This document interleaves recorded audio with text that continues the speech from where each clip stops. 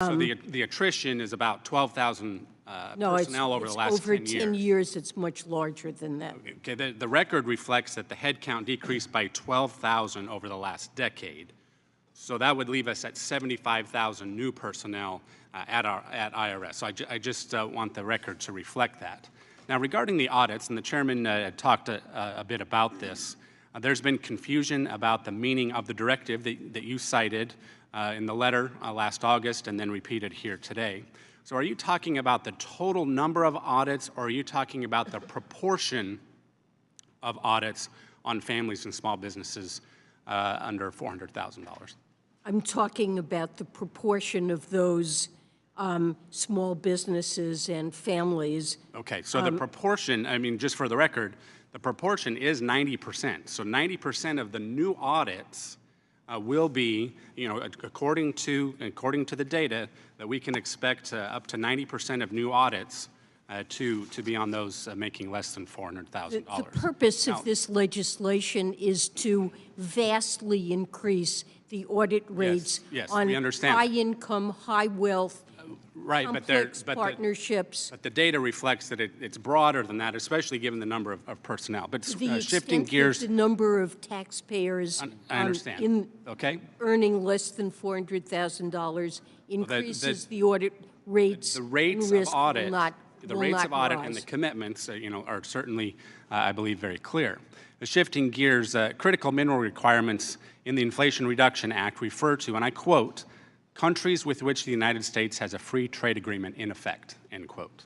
As chairman of this panel's trade subcommittee, I've been surprised to hear the Biden administration may take the view that the term, quote, free trade agreement, end quote, is undefined and actually open to various interpretations. So this committee has jurisdiction over all U.S. trade policies, including the negotiation and enforcement of trade agreements. We know exactly what a free trade agreement is, as do our partners, our trading partners, who have actually raised concerns about the Inflation Reduction Act. So Secretary Yellen, please clarify, would you define a free trade agreement, or at least provide a list of countries with whom we have a free trade agreement? Well, we clearly have a number of comprehensive free trade agreements that will qualify as free trade agreements for the purposes of this statute. But in December, Treasury issued a white paper that lays out a possible approach to identifying additional agreements that could potentially qualify. And we understand that the key goal of the IRA is to strengthen supply chains we rely on for energy and resources. And in order to effectuate the goals of the legislation, it may be appropriate to negotiate. I understand what the IRA is intended to do. I fear what the actual impact will be, and my time has expired.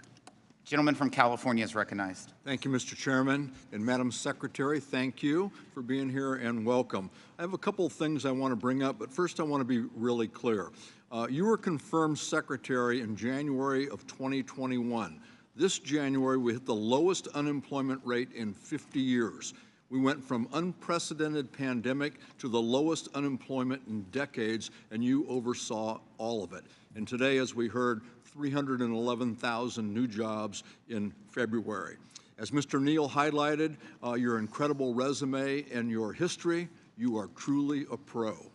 Over the past couple years, I've been privileged to work directly with you as we transition to clean and renewable energy, and I want to thank you for your cooperation and your help.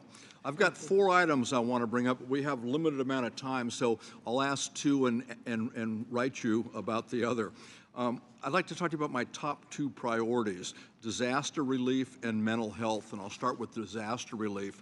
Madam Secretary, many survivors of California's wildfires in 2015, 17, and 18 are eligible for compensation from something called the Fire Victims Trust, which established following the Pacific Gas and Electric bankruptcy. However, in many of these cases, the survivors are being forced to pay taxes on a settlement award they received from the trust, including roughly 30% of the award that goes to attorneys.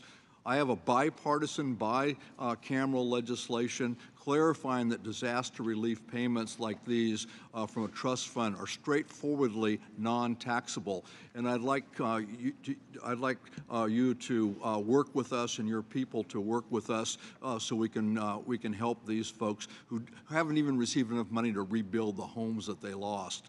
And then second, I think the biggest issue, the second biggest issue that we face as a people is mental health. We see problems everywhere, schools, homelessness, veterans, amongst the elderly. Mental illness is a huge, huge problem that costs us trillions of dollars, and we need to figure it out. But treating the symptoms as we've done isn't enough, nor do we have all the money to do it. We have to get ahead of the curve. And Mr. Kelly and I have bipartisan legislation that we're getting ready to reintroduce and we shared it with your staff, that provides tax incentives for neurological research. Madam Secretary, do you agree that we can and should use the tax code to help address our collective mental health crisis?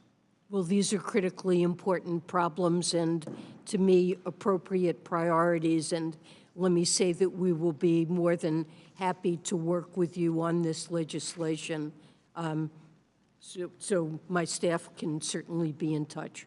Thank you. And then I'll submit my questions about solar cells and taxpayer correspondence to you in writing. Again, thank you for the incredible job that you've done and your commitment to public service. Thank you. Thank you for your kind words. Much appreciated. Gentleman from Pennsylvania is recognized. Thank you, Mr. Chairman. Madam Secretary, thanks for being here. And you do have an impressive resume. Thank you. And your dedication to the public and trying to do everything you can when it comes to the economy is really great. I got to tell you, I live at a much different level. And there's an old saying, if you can't convince them, confuse them. Now, being in the retail automobile business all my life, I'm better on blacktop than I am on a laptop. And as we go here and we throw these questions out to you, I keep coming back to some of the things I've learned in my past life. And, you know, one of the things is, you read The Tale of Two Cities, and this is what we're talking about, right? It's the best of times, it's the worst of times. We talk about job creation. It's not job creation, it's job recovery. And I heard this not in the Trump administration, but the previous administration. We used to talk about how many jobs we created, and what it really was is we were just getting people back to work that were no longer working, and some of the decisions we've made it more valuable for people to stay at home than go to work. And it wasn't that people were lazy, it's just that they weren't stupid. You have a tough job. You have a tough job. And I often refer to things that just happen in my life and everyday things. I can remember a movie called A Few Good Men, and I think one of the things that Jack Nicholson said in that movie was, you can't handle the truth. I'm not talking about you, but I'm talking about the American people.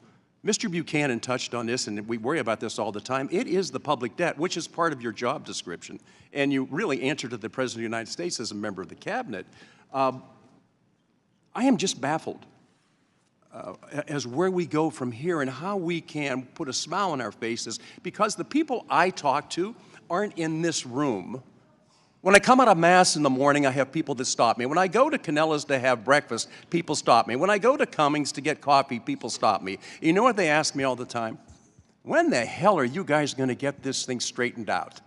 My pension now is losing its value. I'm dipping into my savings. I can't help my kids and my grandkids anymore because my wife and I don't have the ability to keep up with inflation. So I know we have all these wonderful, wonderful programs that we talk about and all these wonderful ideas that we talk about, and it just is bizarre to me that I think we need to spend more time in the field. We need to go to Petersburg, West Virginia. We need to go to Oklahoma, and we need to talk to people who really service the debt, and that is our hardworking American taxpayers. I think all of us, while we have questions of you, I got to tell you, I don't know that I would want your job. I don't know that I wouldn't be there and wondering where the slap is going to come from next. But you do one heck of a job. I would just hope that as a committee, we don't look at how it is that we can make each other look bad or to figure out who struck John, but to understand that it is the American people that are suffering right now. This idea of not looking into ProPublica, and I understand what you said, is somebody else's thing, and I got to tell you, I got 10 grandchildren, so this reminds me of Humpty Dumpty. Humpty Dumpty sat in a wall. Humpty Dumpty had a great fall. All the king's horses and all the king's men couldn't put Humpty Dumpty back together again. So you just outlined for us the number of offices, the number of people we have to get to a simple answer is who the hell put the information out there? How did they get this information? And the longer we stay away from an answer, the faith, the trust, and the confidence of the American people in this institution is withering and dying on the vine. I would just suggest to all of us, I don't give a shit if you wear a red hat or a blue hat. Wear something that's red, white, and blue, and look at how it is that you represent back home. Because I love sitting here and listening to all the testimony. What I have a hard time is when I go back home and saying, we're working on it. We just don't know who's going to answer the question for you. Thank you so much. I appreciate you being here. Your patience and your dedication to this country is phenomenal. Thank you, ma'am. Gentleman from Connecticut's recognized. Thank you, Mr. Chairman. Thank you, Madam Secretary, for being here. And thank you also for being part of an administration that actually did leave the country with a surplus. Mr. Neal yesterday very eloquently went through that process. So I think the American people and even our colleagues over here on this side of the aisle, we point with great pride your example, your leadership that you have demonstrated, including the 12 million new jobs that have been created in just the past 2 years. I also wanted to, because there's a lot of talk about fairness and debt, et cetera, and I am now the ranking member of the Social Security Subcommittee, and Social Security, as you know, is the nation's #1 anti-poverty program for the elderly, and hopefully we get the child tax credit back, but absent that, it's the #1 anti-poverty program for children as well. I commend the President for his budget that increases the opportunity and makes Medicare more solvent and also strengthens Social Security. And it does so actually by paying for it.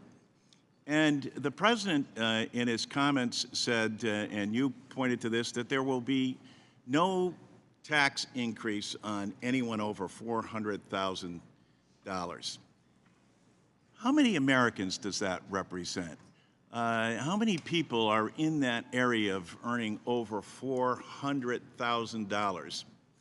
And is it fair that someone who's making $30,000 or $50,000 or $75,000 pays in the whole time, and someone like Elon Musk stops paying after day one for their Social Security?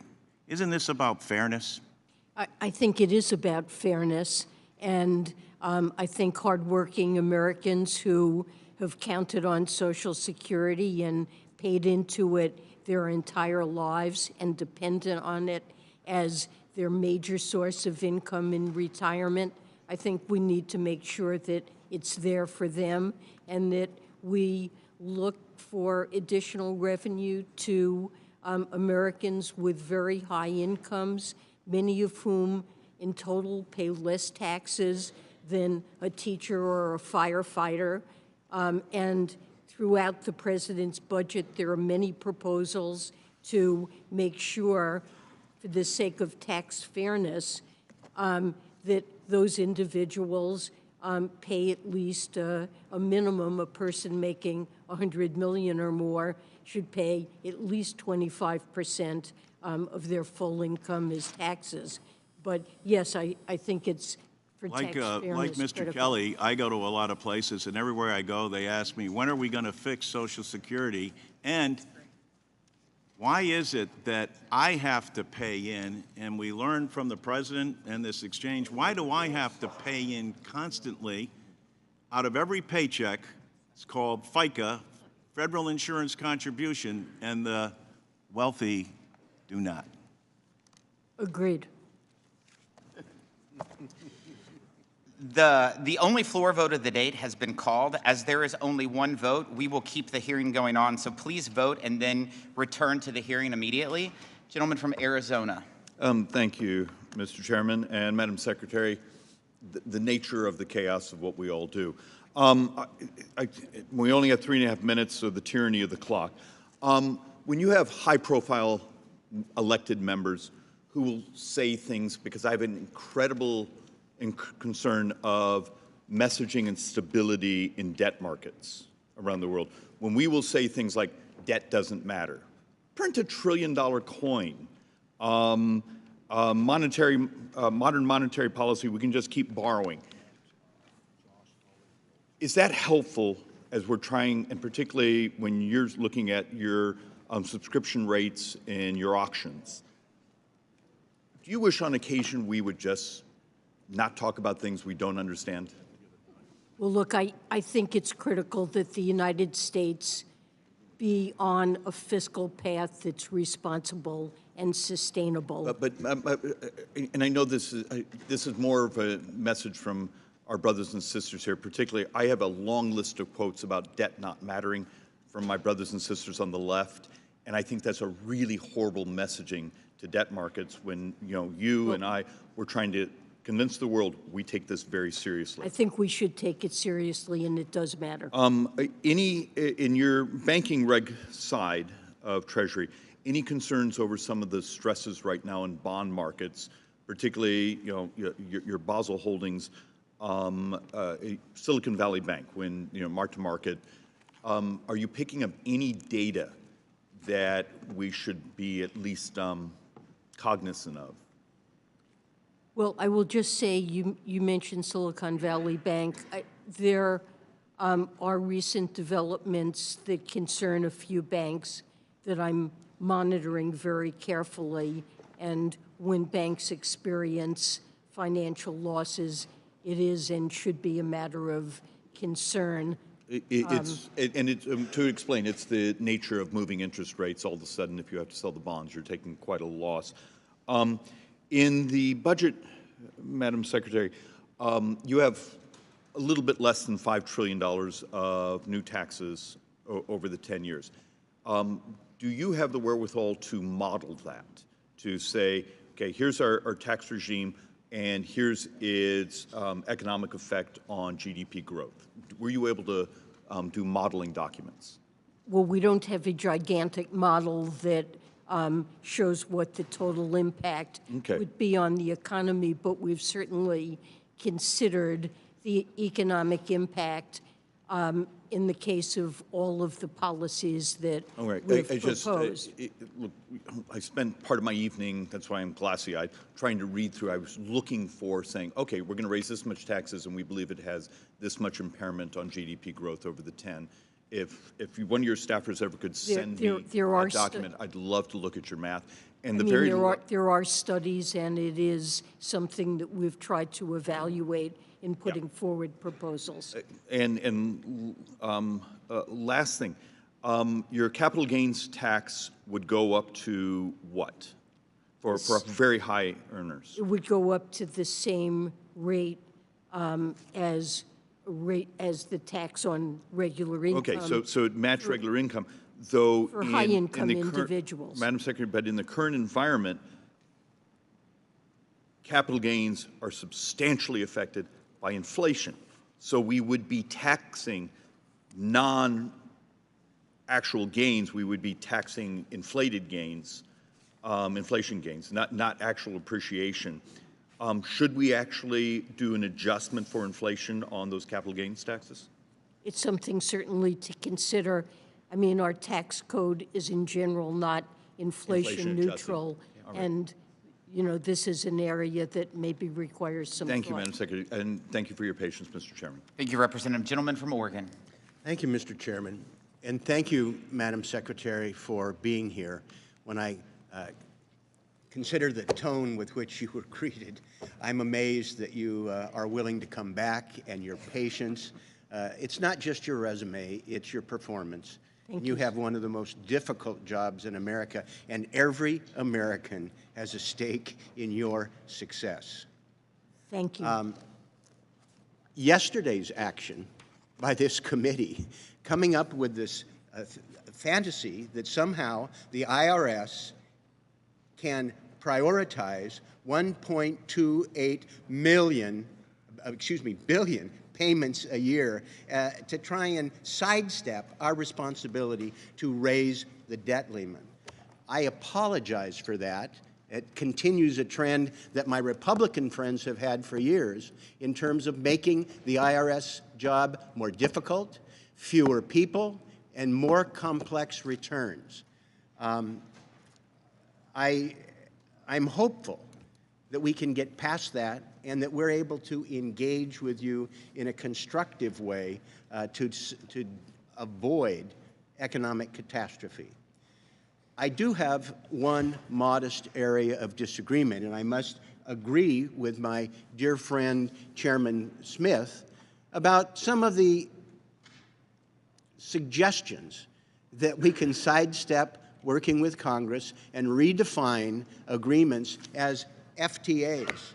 None of us think that satisfies the condition.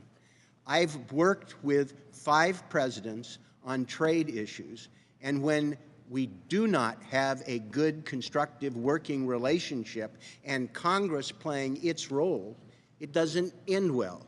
And I would just refer the trade promotion, the TPP, as an example where it was harder, and we're still bearing the circumstances. I apologize for any suggestion that I may have made that Congress doesn't have an appropriate role. No, but in terms of redefining what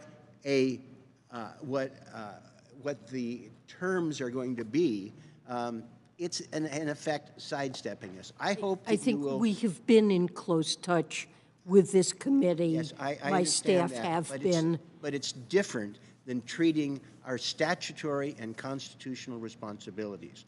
I would just hope that you would commit to work with me and Chairman Smith as we move forward in a way that's fully consistent with the true definition of a free trade agreement and the spirit of cooperation in terms of trying to get us on the same wavelength. I think your objectives are ones that I probably agree with, but process matters, and in terms of being able to make sure that the various stakeholders, some of whom don't have the confidence in terms of the path that you're taking, I think working together we can raise that confidence, we can work together to get the desired objectives. And I hope that you would commit to working with us in not just the spirit, but the letter of what free trade agreements are. I will make that commitment, and I agree with you that collaboration and consultation is critically important. We're committed to it. Thank you. I look forward to working with you and your team, who are doing a great job in trying to figure out how to implement the things that Chairman Thompson and I embedded in the tax code that has a challenge for you, but we appreciate the work. We're working very hard to implement the green credits and IRA and all of the IRA provisions. It's much appreciated. Thank you. Thank you. Gentleman from Illinois is recognized. Thank you, Mr. Chairman. Welcome, Secretary Yellen. Thank you for your service to the country. We hope to see more of you here before our committee. I have a question for you, but before I do that, I do want to express to you how extremely disappointed I am in the administration's budget proposal released yesterday. As I think about the 750,000 constituents that I represent in Central Illinois and Northwest Illinois, I can tell you that their priorities are vastly different than what's reflected in the administration's budget proposal. Just to highlight a few things, eliminating the stepped-up basis would really crush family farms in my district and family-owned businesses. Quadrupling the recently created stock buyback tax, which will hurt Americans with 401k plans and pensions, is in there, and expanding the net investment income tax on small businesses that are still struggling with high inflation and workforce shortages, again, is disappointing when I look at the budget. It is clear that many of the real challenges that Americans are facing are not being heard by this administration and in this budget. To my question, I do want to just, it was referenced earlier, I do want to talk about the OECD process and the current global tax negotiations, and specifically Pillar 1, Madam Secretary. We understand that negotiations around Pillar 1 have stalled, and I believe we have significant risk that digital service taxes, which disproportionately harm U.S. businesses, will spread across the world. We've already seen that. Republicans have repeatedly requested from the administration and from you to consult with us before making decisions about your negotiations with our European counterparts. You have not done so in terms of communicating with us, and it's been a source of frustration. You've not provided any analysis that would allow members of this committee to evaluate the effects of Pillar 1. So, Madam Secretary, as you sit here today, I think you would agree that it is not financially responsible to purchase a product without knowing its price. And that's the real core here. So when can Congress expect to see this analysis so that we know what we are actually being sold here? So let me say that we have consulted and with this committee and with staff on a regular basis about these global negotiations. So we are keeping staff of this committee, our staff is keeping committee staff well informed. Well, reclaiming my time on just on that point, Madam Secretary, we are looking for an analysis. I would love to have, if you have an analysis here today, you can supply us. Let me respond on that point. What we've said is that we stand to gain substantially in Pillar 1 because we're a very large market jurisdiction, and that means that we will get increased taxing power. However, there are also provisions on which we will lose, and it's a very fine balance. Zero is certainly a possibility with respect to revenue, and there remain significant disagreements in the Pillar 1 negotiations. Until those are resolved, we can't do the analysis that you want, but what we have said is that the likely impact on U.S. revenues, while it could be slightly positive or slightly negative, depending on the details, it is not likely to be large. Well, I would just say the premise of what you just said there and the justification for that sounds great, but an analysis on there that we can digest and look at and work with your team is what we need. Thank you. Thank the gentleman. The gentleman from New Jersey, Mr. Pascaro. Thank you, Mr. Chairman. Madam Secretary, a Stanford University report found that black taxpayers are disproportionately audited by the IRS. I'm sure you read that report. Now, this was true for earned income tax credit recipients, and this group is long overrepresented in getting audited. The numbers show that. I'm thrilled we have a new IRS commissioner to effectively implement the Inflation Reduction Act to close the tax gap and rebuild a fair tax enforcement. Yesterday, our Oversight Subcommittee called on Mr. Werfel to prioritize fixing our biased and broken two-tier tax system.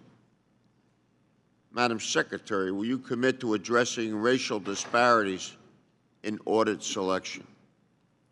Yes, absolutely we will. We need a tax system that operates fairly.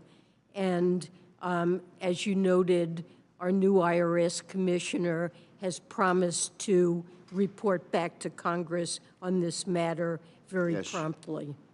Will you ensure the IRS uses Inflation Reduction Act funds to stop disproportionately auditing EITC recipients and focus on auditing other folks in the system as well?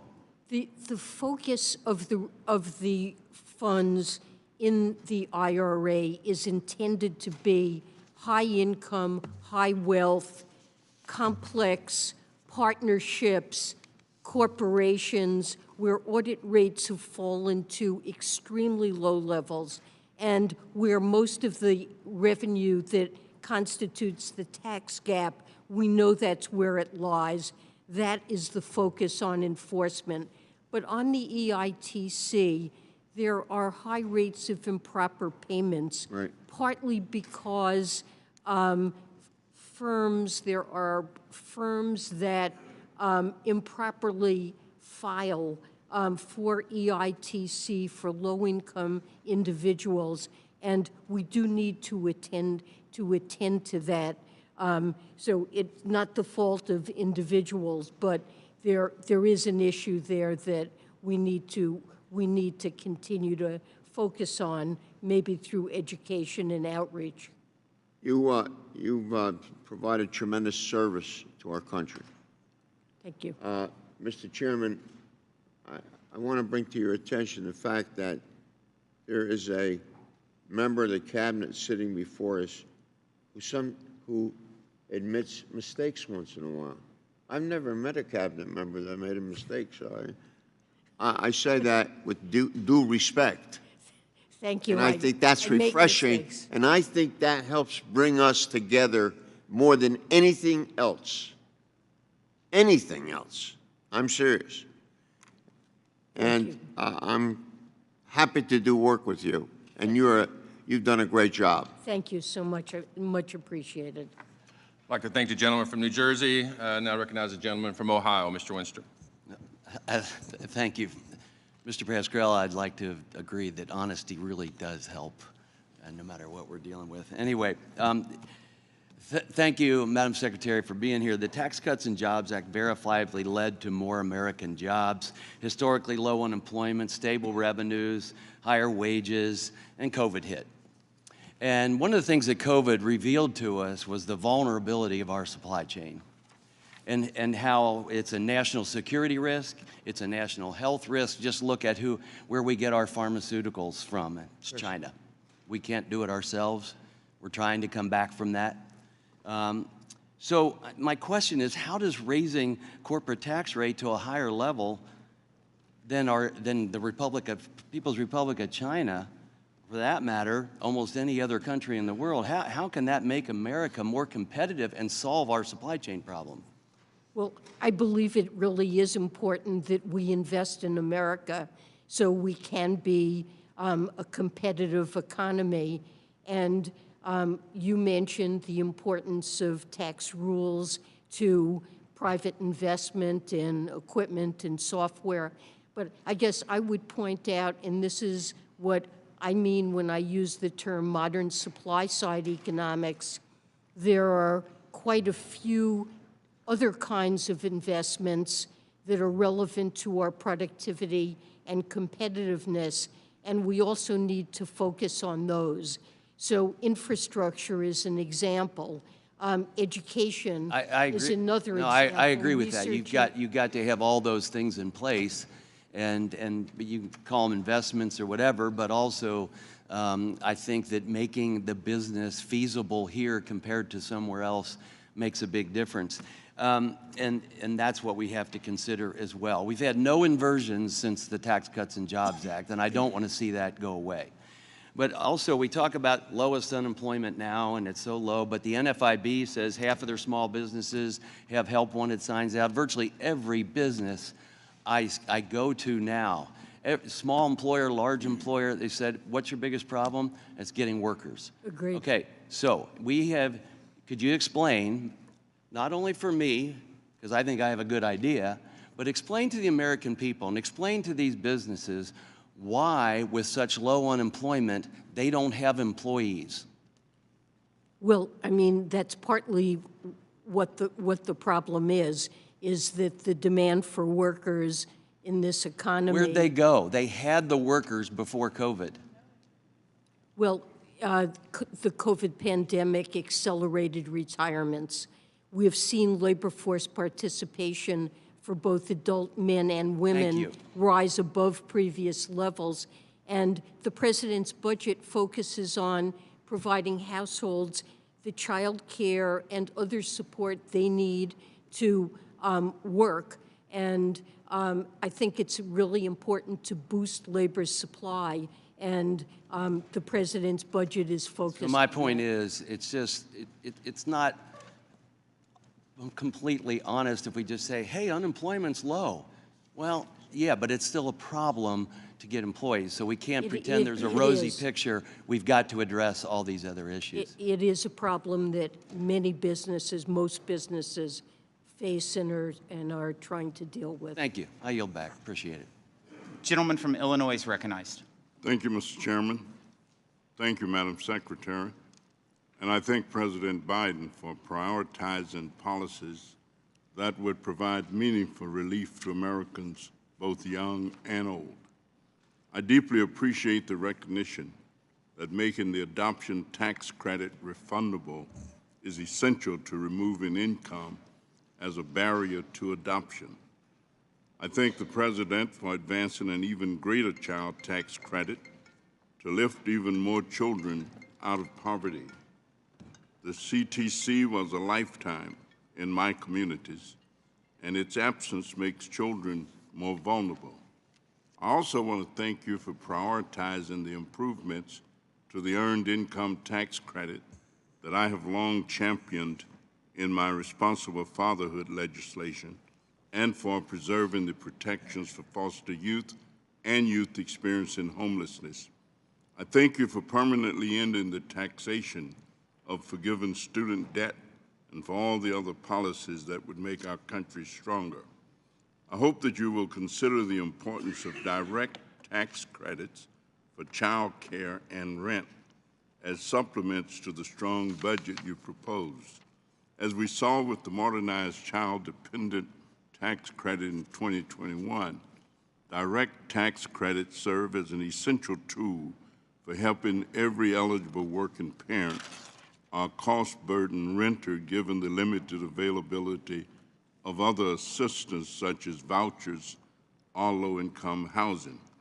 And finally, like other systems in our country, the seemingly race-neutral tax policies and audit practices have a substantial disproportionate impact on taxpayers of color. So I hope to work with you to identify legislation that would collect key demographic information about taxpayers to better understand racial and gender equity. And I thank you very much. Thank you very much. Do you yield? No, I will yield, of course, for the Secretary.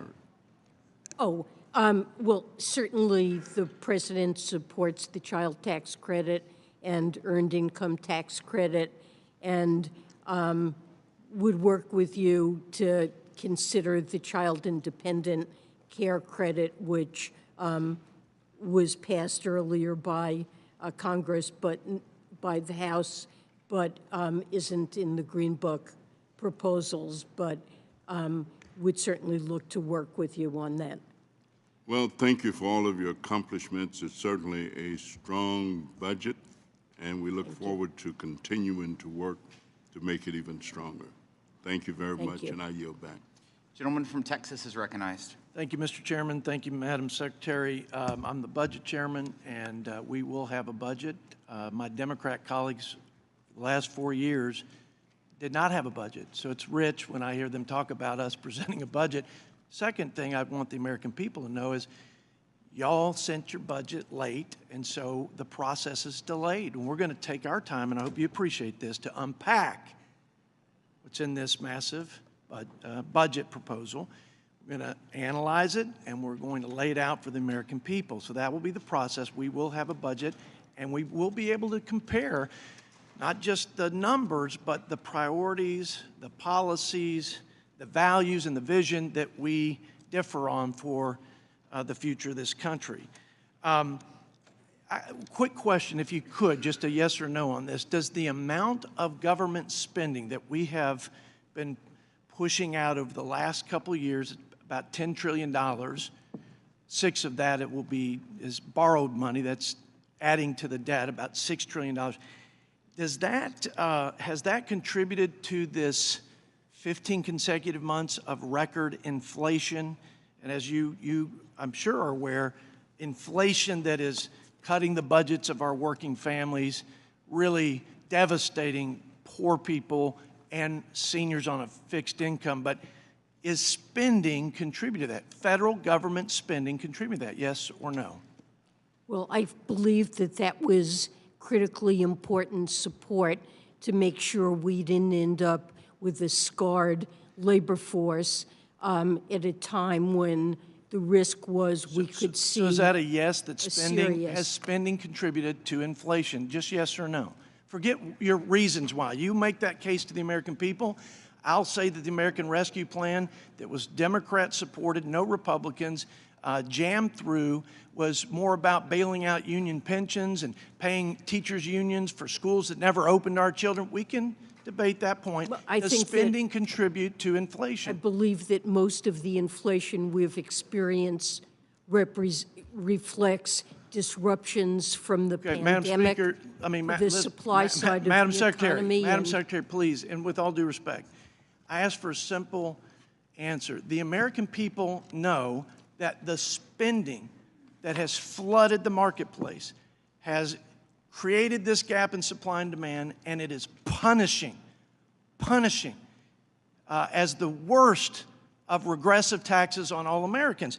And here's the insulting thing, and again, with all due respect, this is insulting, that your budget, the president's budget, increases spending. The budget has the highest sustained levels of spending, taxes, and deficits in the history of the United States of America. Now, I want to finish on this. You've requested $100 billion more in just discretionary spending. If you do the average amount of spending that you all have requested in the last 3 years, the actual and the requested, we'd be $3 trillion over the $20 trillion that CBO is projecting. It's bankrupting the country, and it's insulting that your budget comes back, your proposal is more of the same. I'm sorry, there's $3 trillion of deficit reduction over Nobody the next believes 10 that. years in this budget. I appreciate that There on are paper. ways, it's one thing to spend when you don't pay for it, and it's another thing to spend when you do, and there are revenue raisers in this budget that more than finance the additional spending. Y'all have that's added $6 proposed. trillion to the debt, and even if I believe what you put on paper, you're taking off half of that. Only half of the $6 trillion you've added, as if you're trying to give a gift back to them. Here's half of your money back. We're going to help save the country by giving half the money that we borrowed on the backs of our children. I just don't believe it, and I look forward to more conversations, and I appreciate your service. Recognize the gentlelady from California. Thank you. Secretary Yellen, thank you so much for joining us here this morning. You have a long and distinguished resume and career, and you are doing a terrific job. We applaud you. I'm sure that as a woman working in a traditionally dominated male field, you're probably no stranger to breaking firsts and paving the way for other women, which is why during Women's History Month, it's disappointing to see some of my colleagues talk down to you, use profanity, and not allow you to finish your answers here at this hearing. And I think it's important to call out that kind of behavior. I want to refute a point that several of my colleagues have made with respect to the lack of workers, that somehow my Republican colleagues want to blame the Democrats for. I want to remind my colleagues of a few salient points about the worker shortage. Number one is that prior to the pandemic, we had worker shortages. When I used to meet regularly with my small business owners, they identified that as the number one problem that they were experiencing. And then during COVID, many baby boomers retired during the pandemic, and many are now too old to return back to the workforce. So that's a contributing factor. Additionally, the birth rate in the United States has been falling for years, and it's not at replacement rate now. So we don't have the workers coming up because we simply have a lower birth rate. And then I would remind my colleagues on the other side of the aisle that lack of movement on immigration reform that creates legal pathways for immigrants to come to this country also exacerbates the worker shortage. So let's just be real clear about what some of these contributing factors are instead of just blanket blaming Democrats for the lack of workers. It's some of the actual things that are outside of our control, which is demographics, but also things that are within our control, like immigration reform. Secretary Yellen, I wanted to ask you about the Inflation Reduction Act because Treasury has embarked on some critical mineral agreements with Japan and the European Union. And I understand that the intent is to address their concerns on EV tax credits, but that's not exactly happening in a vacuum. Our allies have said that they will build on their existing climate subsidies in response to the IRA. I think that all of us who helped write this law agree that we need to work with our allies on shared climate goals. But I also want to stress that the unprecedented way these agreements were written, with this exercise, we continue to upend the separation of power on trade authorities. These agreements have been written in a manner that gives the Secretary the power to guarantee specific tax cuts with USTR signing off on your behalf. So I want to focus on those agreements and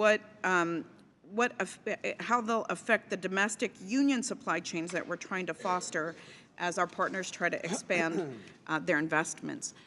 Madam Secretary, California is home to one of the largest untapped lithium reserves in the world, which is close to the Salton Sea. And so how may this select buyers club have the potential to undermine investments back home? Well, the Inflation Reduction Act creates very strong incentives to produce, develop minerals for batteries in the United States and to develop their capacity to process those minerals. However, the global demand for these minerals in the years to come will be enormous, and we're highly dependent on China. And so we've seen as one of the goals of the IRA to broadly strengthen supply chains for these critical minerals and their processing. And so the agreements that we're discussing with Japan and with Europe would potentially, if it's possible to form such agreements, permit our close allies to also contribute minerals and their processing that would be eligible for use in electric vehicles that are assembled in North America. But this is going to be a vast and growing market, and there are huge incentives for development of minerals in the United States. Thank you for your answer, and I yield back. Gentleman from Georgia is recognized. Thank you, Mr. Chairman, and thank you, Madam Secretary, for being here today. You know, early on in your remarks, you threw out a term I had not heard called modern supply-side economics. I did a little quick research on that. I believe you're calling a duck a squirrel. That is nothing more than modern monetary theory, and I would suggest that the American people don't go for that. But anyway, that's not really what I wanted to get to. You know, you've got $80 billion for 87,000 new IRS employees. You're asking for another $43 billion, and you know, number one, I don't see where those, you know, where the plan for the previous employees are. Number two, how do we know that these employees won't be looking into the bank accounts of our fellow Americans? Our friends on the other side of the aisle tried to get an IRS surveillance program into the banking system in the last Congress, and we successfully blocked it. But we've had to go so far as to introduce a bill, H.R. 1010, prohibiting IRS Financial Surveillance Act. Can we have your assurances that none of the money that has been appropriated to the IRS will be used to implement a financial surveillance system with the banking system, snooping into the bank accounts of our fellow Americans, unless it is directed by Congress? Yes or no? Do we have your commitment that you won't go around the back of Congress and implement that program? Of course not. We require Good. Thank you. legislation. Thank you. I appreciate that, Madam Secretary, and I appreciate the directness of the answer. Second thing, you know, I still don't get the fact that under the Constitution, the power of taxation lies with Congress, and yet you are negotiating U.S. tax policy, and you're ceding U.S. tax policy and revenue to countries around the world with the OECD. I will tell you, I've said this, and I think I said this the last time you were here. We are about making America the most competitive place in the world to do business, and we should be winning both on the manufacturing side and the export side. We should be importing treasure from around the world to the United States of America. And I don't think that we should give up one dime of our U.S. revenue to foreign countries with this. When we have a debt crisis that is looming, okay? Real quickly, can you tell me, will the GILTI revenues, if your Pillar 2 is implemented, will those revenues go down here in the U.S.? Well, if the United States implements the GILTI tax, which would involve... As a function of Pillar 2, would you see a decrease in tax revenue coming into the U.S. from that? It would be a huge increase in tax revenue okay. if we implement the GILTI tax. Okay, Our tax I think that's revenue yet to be determined. Now, clearly rise. One final thing, Madam Secretary. You know, Americans really, over the years of all of the alphabet agencies up here, they tend to fear the letters IRS more than most. And one of the things that we find disturbing is that the IRS has been buying up a tremendous amount of ammunition and firearms over the years. Two things. Number one, can you provide a report to this body that will explain why the IRS has purchased so much 9mm ammunition, and will you commit to not buying a single bullet or a single gun in that agency until you get your customer service right? Look, there Yes or no? Will you look into that? No, I won't, because... Okay, thank you, Madam. My time has expired. Mr. Chairman, I yield back. Thank you. Gentleman from Kansas is recognized.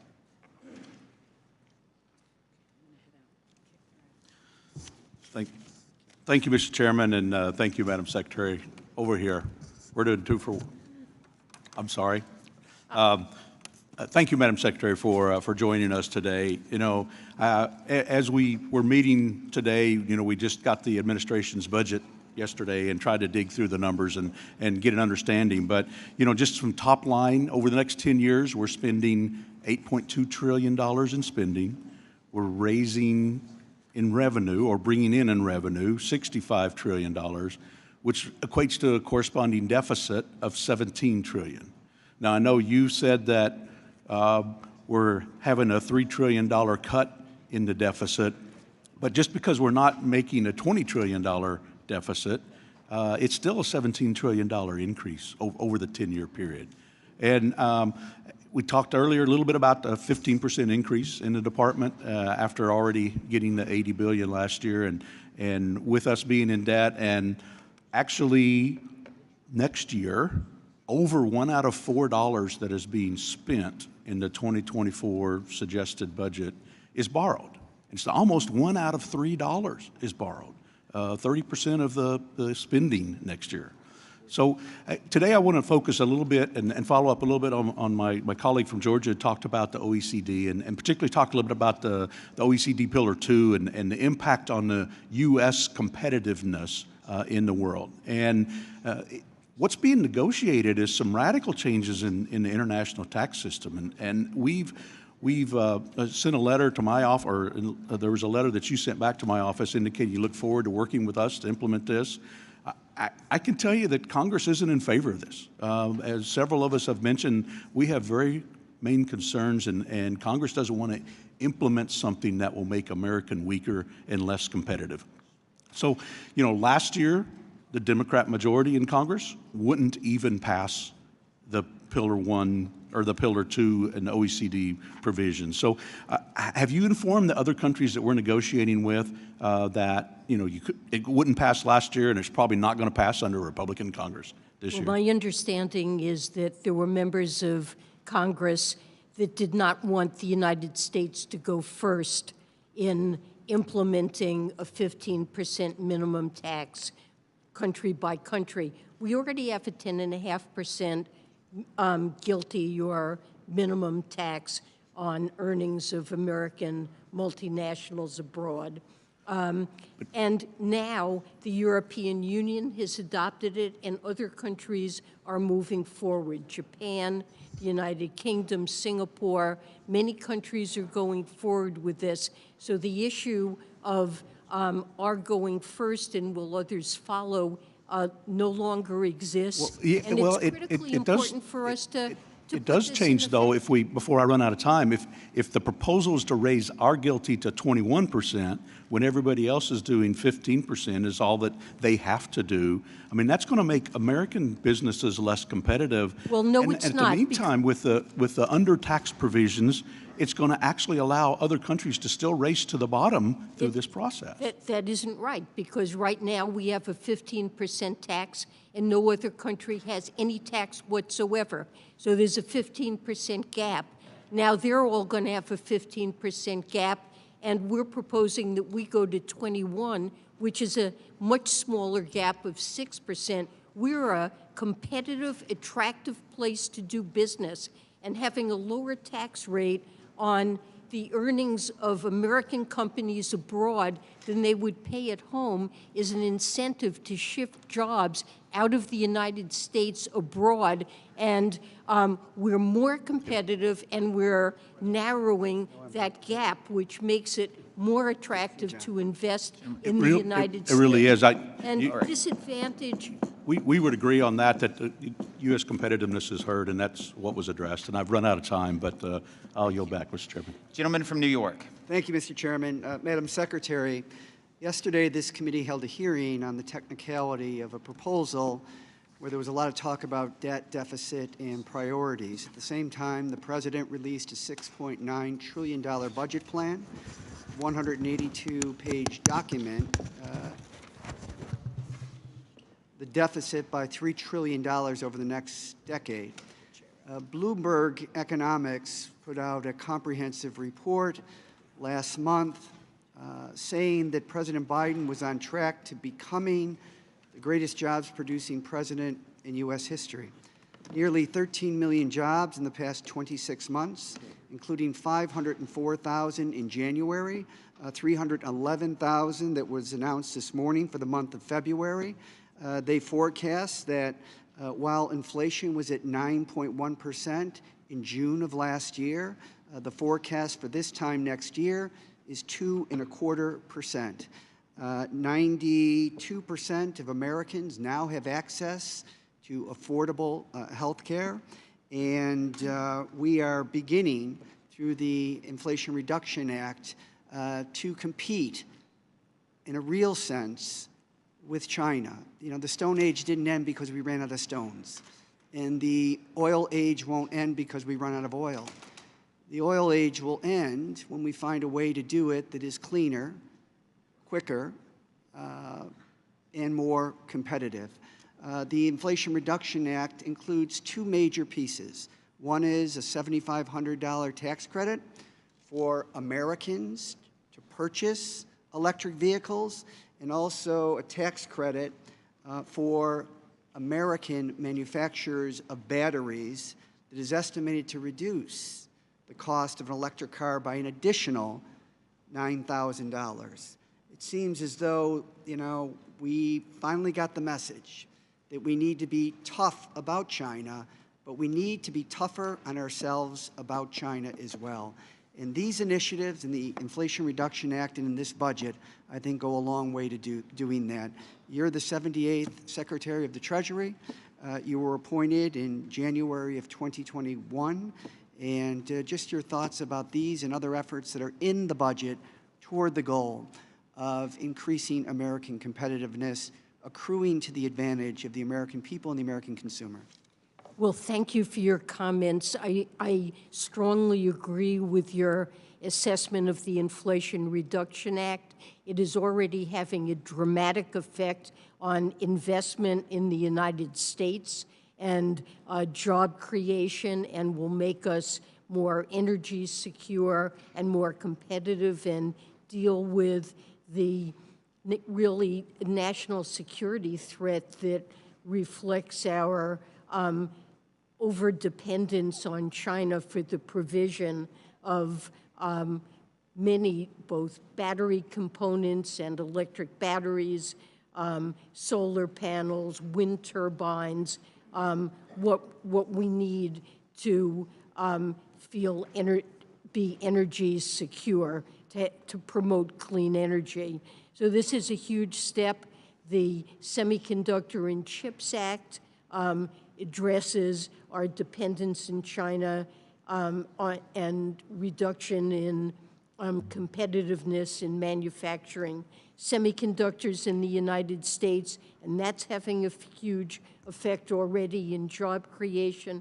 And the Infrastructure Act is really shoring up our competitiveness by finally repairing roads and bridges that are decaying in the United States and really need to be upgraded, and also what's necessary for a modern economy to have digital access all over the country. These bills are shoring up our competitiveness, and the budget will add to the provision of funding for R&D, innovation in the United States, and other things. Thank you. I yield back. Gentleman from Pennsylvania is recognized. Thank you, Mr. Chairman.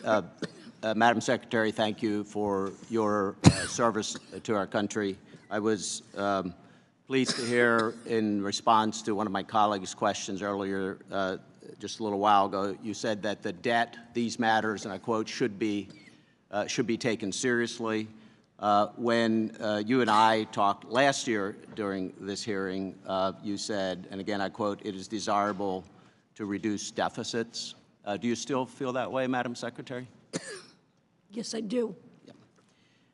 The chart I have here, and I don't know if you can see it, hopefully you can catch it, but this is the next 10 years and compares the 2023 proposal by the President, budget proposal, and 2024. I have directly from the budget these sheets. And what it shows is that this proposal, 2024 compared to 2023, increases deficits further year over year. And the orange on here is your new proposal compared to what you were proposing last year. You see some significant difference in the early years, but it never is reduced over the proposals from last year. And on your totals on this sheet, you're proposing over the next 10 years today, $17 trillion in additional deficits and debt, as opposed to 12 months ago, you were proposing $14 trillion total in deficits and debt. So my question is today, why are you proposing $3 trillion higher deficits than you proposed last year? Well, excuse me, the budget contains a table S2, that shows the effect of the budget proposals on projected deficits, and that illustrates. Do you disagree with my characterization? I do disagree, because what this table shows is that the President's proposals result in additional deficit reduction relative to the 2023 baseline of close to $3 trillion. Could you point out which year there are? I can barely see your chart, but I can Could you look at your sheet and tell me which year there are lower deficits than what you had proposed last year? Well, for example, starting in 2025, the projected deficits in the baseline were 6.7%, and in the President's proposal. That was not your baseline last year. That is CBO's baseline, which is far higher than what you were projecting last year. So essentially, you're saying our policies created higher deficits than you had projected last year, and now we're going to take credit for reducing those higher deficits by $3 million. Am I right on that? Or $3 trillion? Relative to where we were before this budget was issued and the deficits that we would have seen, this budget projects nobody outside of the Beltway will look at your proposal compared to the proposals last year. We'll look at your proposal compared to what has actually happened. We'll look at a chart like this, which is taken directly from your numbers, and say that we're reducing the deficit. And it's a shame, because we both agree that long term, we're on a wrong fiscal trajectory. We must do something about it, and this budget does nothing. In fact, it adds to the deficits and debts that we've been experiencing. So again, no one else would believe that we're reducing the deficits with your budget. Thank you. Recognize the gentle lady from West Virginia. Thank you, Chairman Smith and Ranking Member Neal, and thank you, Secretary Yellen. I hope you take that cough drop. It's from me. Thank you. Thank you very much. In your fiscal year 2022 revenue proposals, you recommended that Congress lower the 1099K threshold from the time-tested standard of $20,000 to just $600 with no transaction minimum in order to, and I quote, close the tax gap. Congressional Democrats heeded your request and included the provision without any debate or consideration.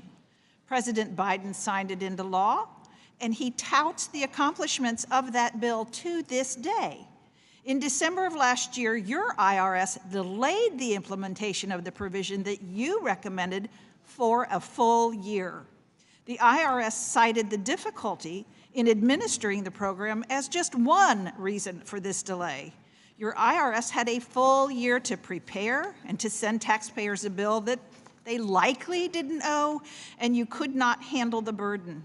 If this policy was too difficult for the IRS to get right after a year of work with your 87,000 new agents, not all of which are even back in the office yet, how do you expect an individual, say he's selling his couch or drum set or old furniture, to handle the cost and the compliance burden? Well, this was enacted into law in the American Rescue Plan, as you pointed out, and the IRS began to implement it as required, and heard a number of concerns by individuals and organizations that this was confusing. Oh, absolutely. I hate to interrupt you, but it is a nightmare for people that pass money back and forth. You know, one pays the rent, one does such and such, and they Venmo back and forth.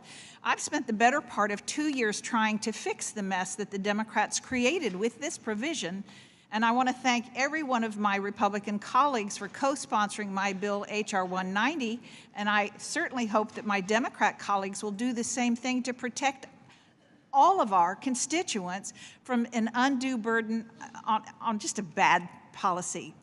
Secretary Yellen, in May of 2021, just after the Biden administration pushed through the $1.9 trillion spending bill on a partisan vote, you claimed that 5% inflation at the time would be transitory, meaning temporary and brief. And I'm sure that the Biden administration based decisions on your analysis. But a year later, in June 2022, inflation then hit a 40-year high of 9.1%. A few weeks ago, this committee held its first hearing in my home state, and all of our witnesses said that their number one hardship is dealing now in 2023 is still inflation, the direct result of the failed economic policies of the Biden administration. Obviously, inflation is not transitory. You were wrong, and the people that are suffering as a result would really like to know if you might apologize for saying that and being wrong and misleading them. Well, inflation is the president's top priority to bring it down, and it is certainly too high. It has come down off its highs a year ago. Over the last year, we've made progress, and in part that reflects what I meant at the time was there were disturbances from the pandemic on supply chains that would eventually resolve. And due to the president's efforts and the passage of time, those supply chain disturbances have largely resolved. Please. Shipping costs have come down. They have not. Substantially. Inventories that had been depleted have largely been rebuilt. I really but think there that remain the words inflationary pressures really should hear that is need that I'm to be sorry. dealt with, and Russia's war on Ukraine has also exacerbated inflation. The gentlelady all over from the Washington is recognized. Thank you, Mr. Chairman, and thank you, Madam Secretary. I'm way on the other side here. Thank you for your time today and for just all of your attention to the needs of working families and struggling Americans. And in particular, I want to thank you for recognizing the importance of affordable housing by introducing in the budget an increase in the low-income housing tax credit or the housing credit, and a reduction in bond financing necessary to trigger more housing credit equity. These core proposals are from legislation that I've introduced, the Affordable Housing Credit Improvement Act, which we will be reintroducing again this year with Representatives LaHood, Beyer, and Wenstrup. So a very strong bipartisan proposal. These provisions would finance the production and preservation of over 2 million additional affordable homes and support 3 million jobs over the next decade. I wondered if you could speak to how increasing the supply of affordable housing will increase our economy's long-term growth potential.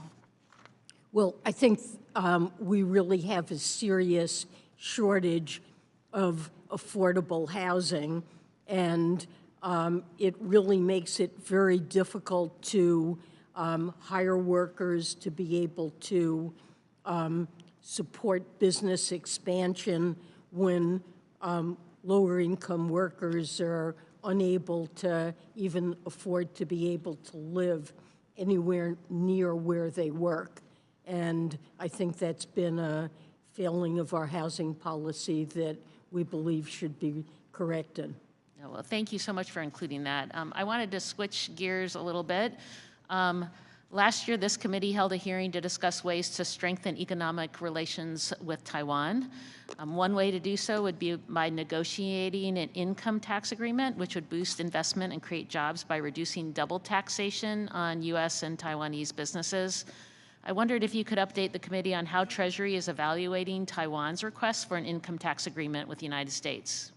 We recognize that there's a problem there and are looking at potential ways to address it, but I don't have anything specific to offer in terms of way forward. Well, we look forward to and hope you'll continue to consult with Congress on that, since that's clearly a very important issue. And then lastly, during yesterday's markup of the Republicans' debt prioritization bill, I asked the majority staff a technical question that they couldn't answer regarding the logistical possibility of debt prioritization. And so I just wanted to ask you, Madam Secretary, is it feasible for Treasury's payment systems to prioritize payments to bondholders over debt?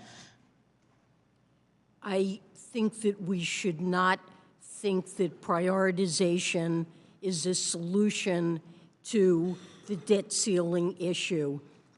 Prioritization is simply not paying all of the government's bills when they come due. That is something we have never done since 1789, and that really is just default by another name.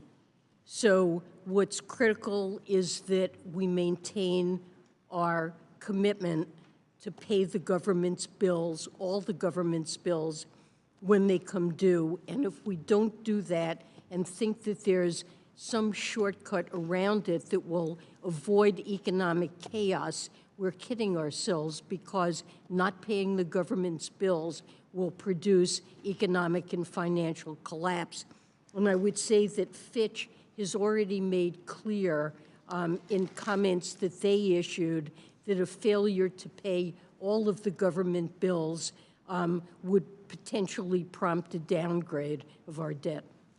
Thank you, Madam Secretary. I appreciate that. I yield back, Mr. Chairman. Gentleman from Oklahoma is recognized. Madam Secretary, over here. Madam Secretary, I really appreciate you being here today. Madam Secretary, with all due respect, and we've talked about this both times you've been here, your go-it-alone OECD negotiations have been a failure. Your Democrat majority House Senate president did not adopt these rules last year. Here we are, and there's no way in the world that Republicans are going to adopt this. I don't know how you think that circumventing Congress would be a way to do this. I think you would acknowledge that both of our jobs is to protect the U.S. worker, the U.S. taxpayer, and the U.S. fisc, but you're making it much harder by not allowing us to be a part of this process as we're supposed to do here on Ways and Means. And there's no reason that we should expect that China is going to play nicely with these rules. I mean, they're kicking out Western auditors right now, and we're just thinking that we're going to know exactly what their state-owned, state-regulated enterprises are going to participate and be transparent. I mean, trust me, we would like to know their transparency, but we simply do not. How does this ability to, this is a rhetorical question, but I guess we're trying to figure out, because we don't know, how in your OECD negotiations you plan on holding them accountable.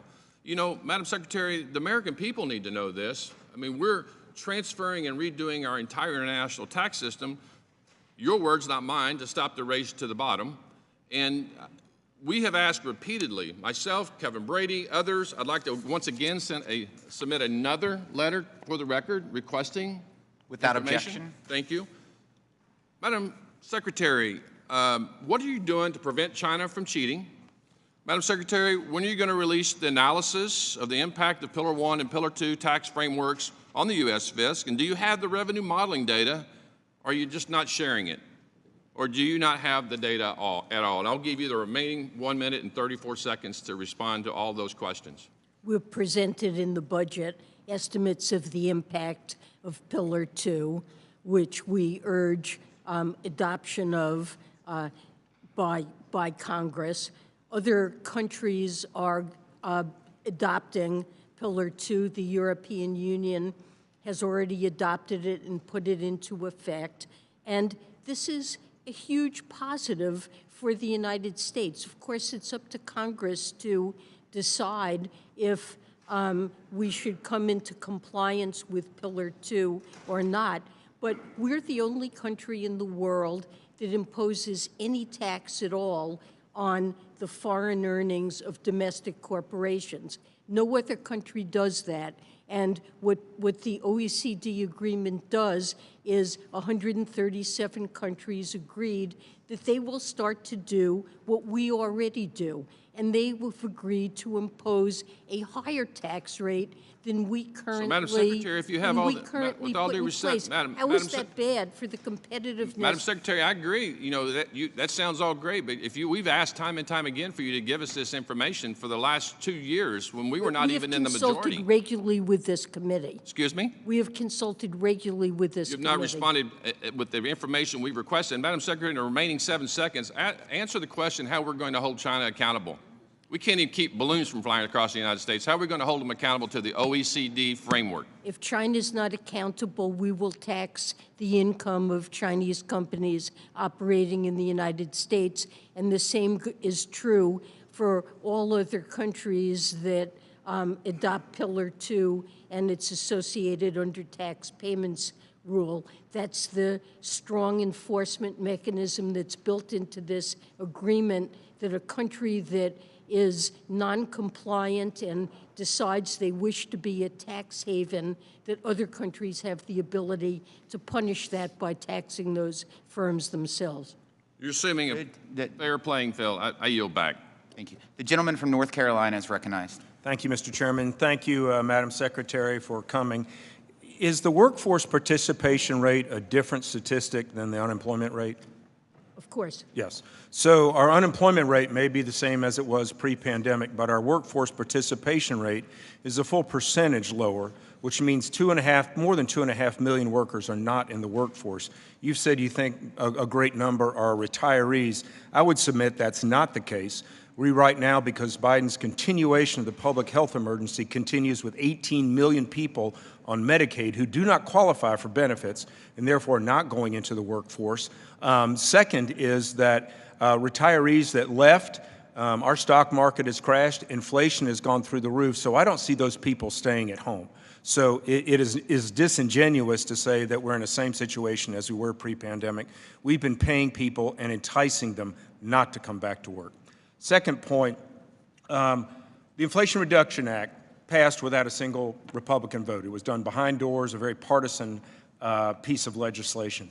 Fortunately, Senators Thune and Sinema dropped an amendment which passed 57-43. The Thune amendment fixed a provision that said that small and medium-sized businesses, which are in my district, could be subject to the books, it fixed this.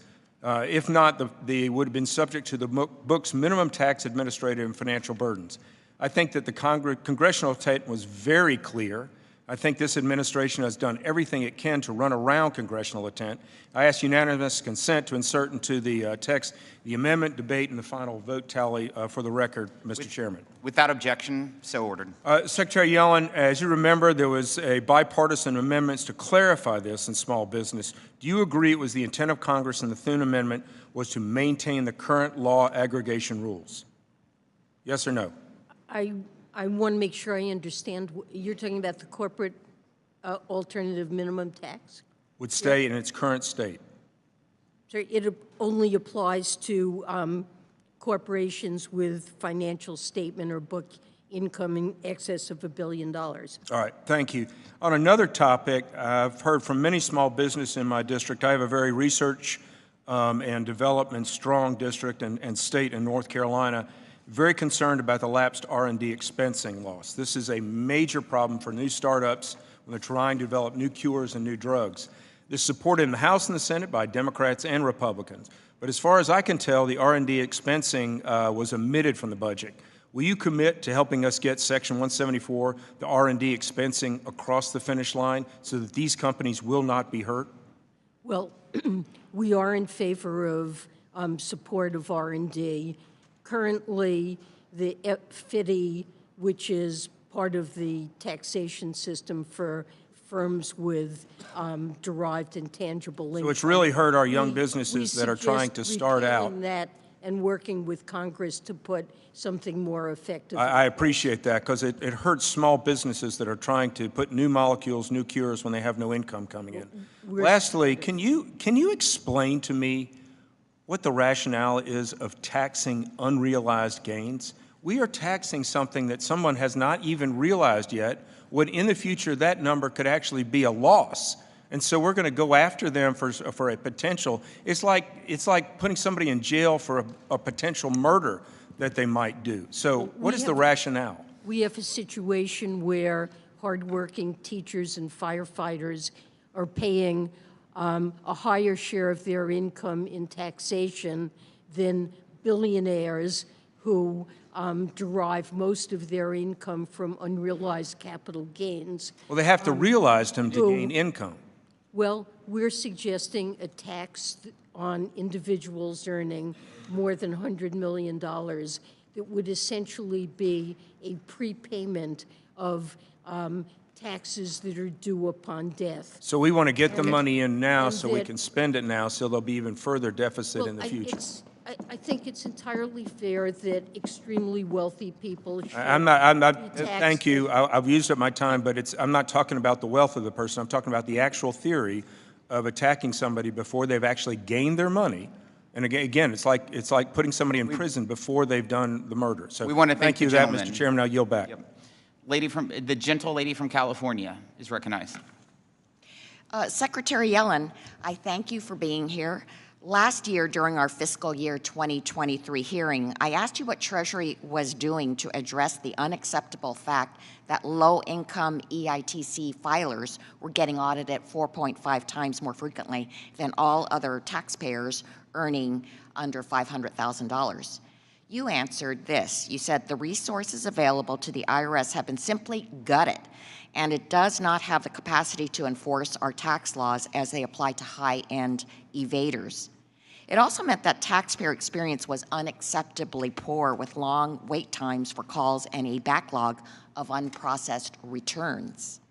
Well, we heard you, and thanks to the Inflation Reduction Act, we put in $80 billion to the IRS to improve these functions, and we can already see the positive effect. Contrary to the massive misinformation by those on the other side of the aisle, there has been a sea change. And in fact, the Washington Post just did an article earlier this week saying the IRS embraces for the unthinkable a normal tax season. And in fact, it said the IRS's massive funding boost has begun to reach the front lines of the tax season. It's vaulted the agency from more than a decade of disarray to a once unimaginable position, a functioning tax service. The IRS is answering 90% of its phone calls, has squashed its backlog of overdue returns, introduced new online taxpayer tools to keep pace with private software companies, and processed 99.7% of returns filed this tax season. And not only that, tax professionals are saying that now the agency will be able to keep up with phone calls and written correspondence, and most importantly, disperse refunds in a timely manner. So, and also, I just have to say, phone calls are getting answered with an average wait time of 7 minutes only. And also, of the $850 million spent by the IRS, more than half of the funds have gone directly to taxpayer services.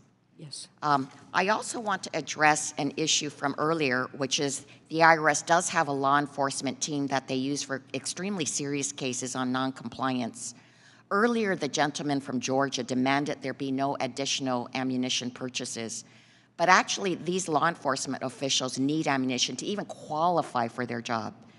This demand from the gentleman from Georgia would actually put law enforcement officials in harm's way and is actually anti-police. So can you address both issues about the increased functioning of the IRS and this law enforcement issue? Well, I agree with what you said on both scores, and I appreciate the description you gave of all of the ways in which taxpayer service has improved since the IRA provided this funding. It's a high priority, and there will be more to come.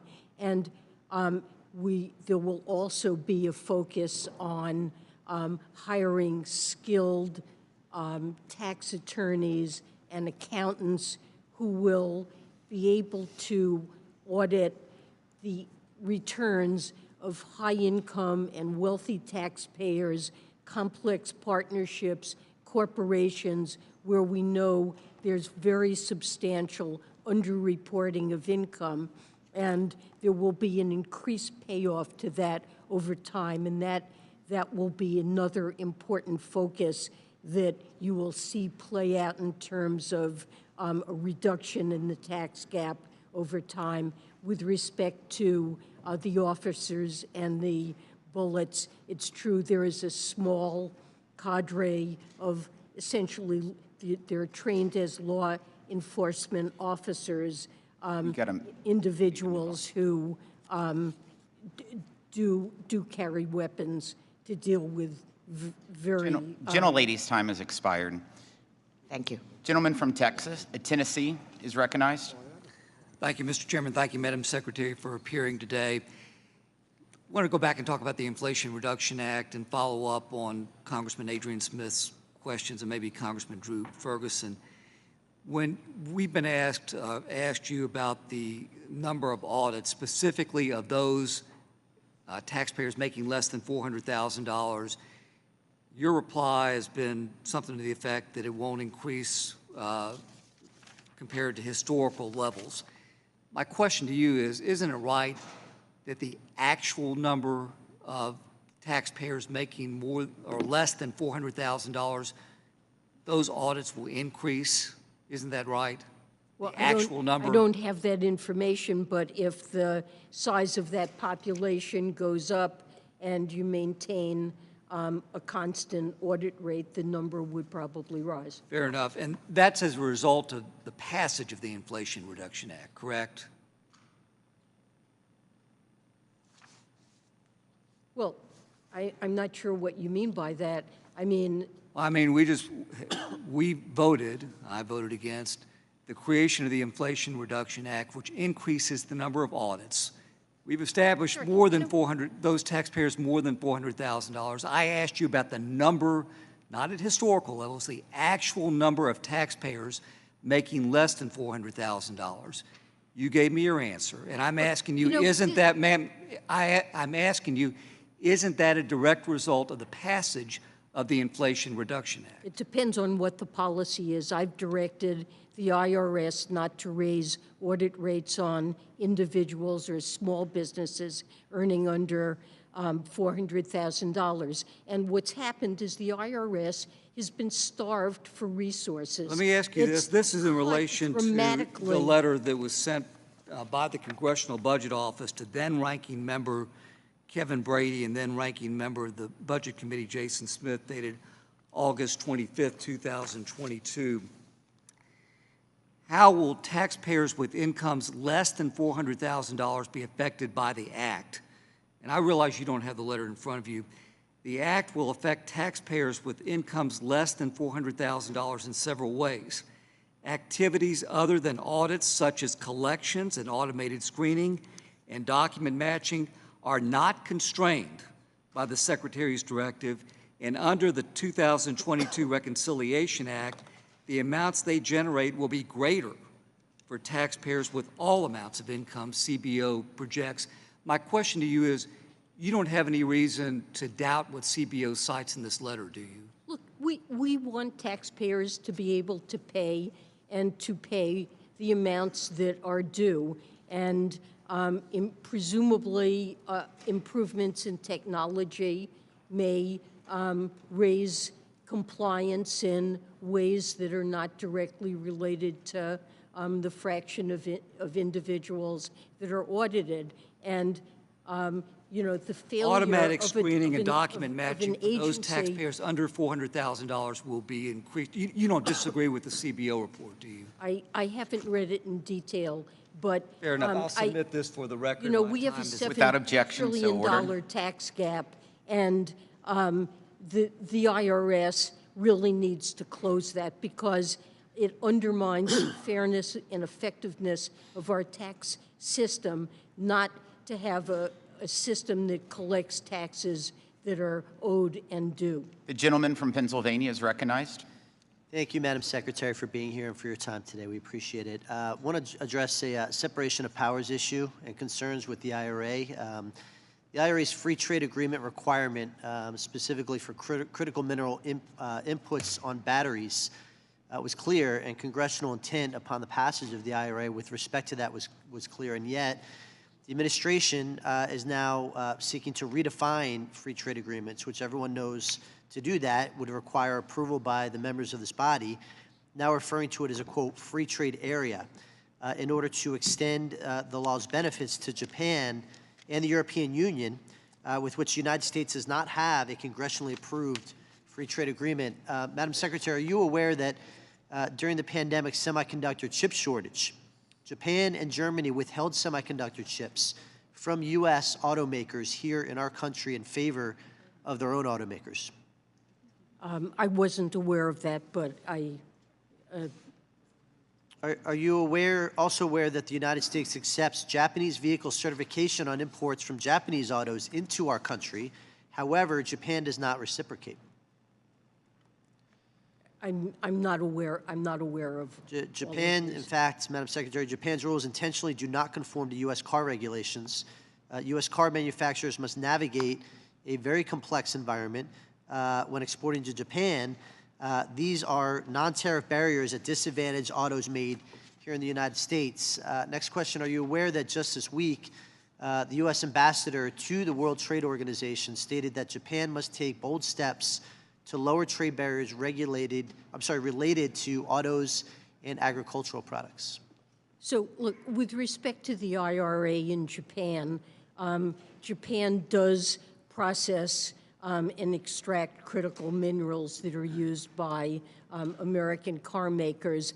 And the thought is that in order to improve the security of our supply chains, the United States might negotiate agreements pertaining to critical minerals, not to say that the conditions are there now, but that there would be negotiations of agreements with countries like Japan or with European countries.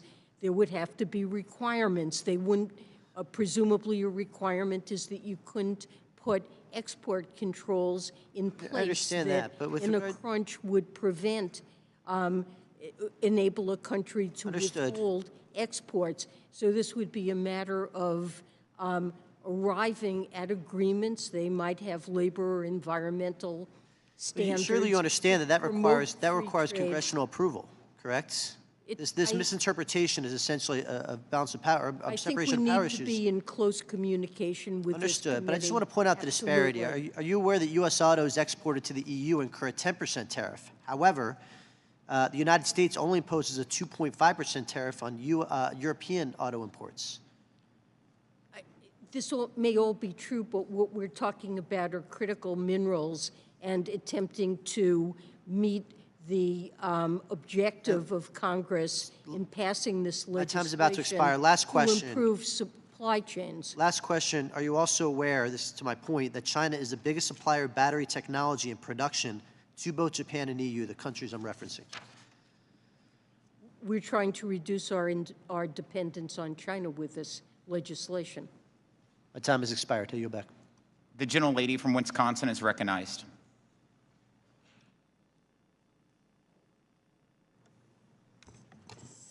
Thank you so very, very much, and thank you for appearing, Secretary Yellen. I have so enjoyed our relationship back from when you were chair of the Fed, and really, you are so qualified to appear before this committee and answer some of our important questions. I have a couple of questions, and if I have repeated things that others have already made inquiry about, please forgive me. I was called away for other business, not more important than you, but just other business. Recognizing tribal sovereignty, I was really pleased to see that the Biden administration included a recommendation to include tax parity for Indian Health Services scholarships, and I'm working with Mr. Schweikert here on the committee and Mr. Kildee here and Congressman Kelly, looking forward to going forward on tax parity for tribal nations, unconstrained by artificial and arbitrary essential government function test, so that we can increase the effectiveness of the low-income housing tax credit and the new markets tax credits on tribal communities. So I am so happy that you are moving forward that, and how do you think that will will improve our GDP? I think it's an important initiative. The low-income housing tax credit is critical, and I think improving situation with respect to housing in tribal lands addresses a critical need. It really does, because the infrastructure needs on Indian land are tremendous, and so this would create a lot of economic activity. I wanted to ask you, and you're Secretary of Treasury now, but again, you are very brilliant, and you've been chair of the Fed. You say that the Biden budget will cut the deficit by nearly $3 trillion over 10 years. And I am delighted to see that you are not proposing doing that with austerity tactics, like just eliminating, of course, we're getting out of the emergency stuff, but the EITC is expanded, the child tax credit is here. SNAP, you haven't talked about reducing. You certainly are protecting the ACA, recommending child care. And yes, you want people to get back to work, but the dignity of work doesn't necessarily mean working at $7.25 an hour. How are you able to reduce the deficit by $3 trillion without austerity?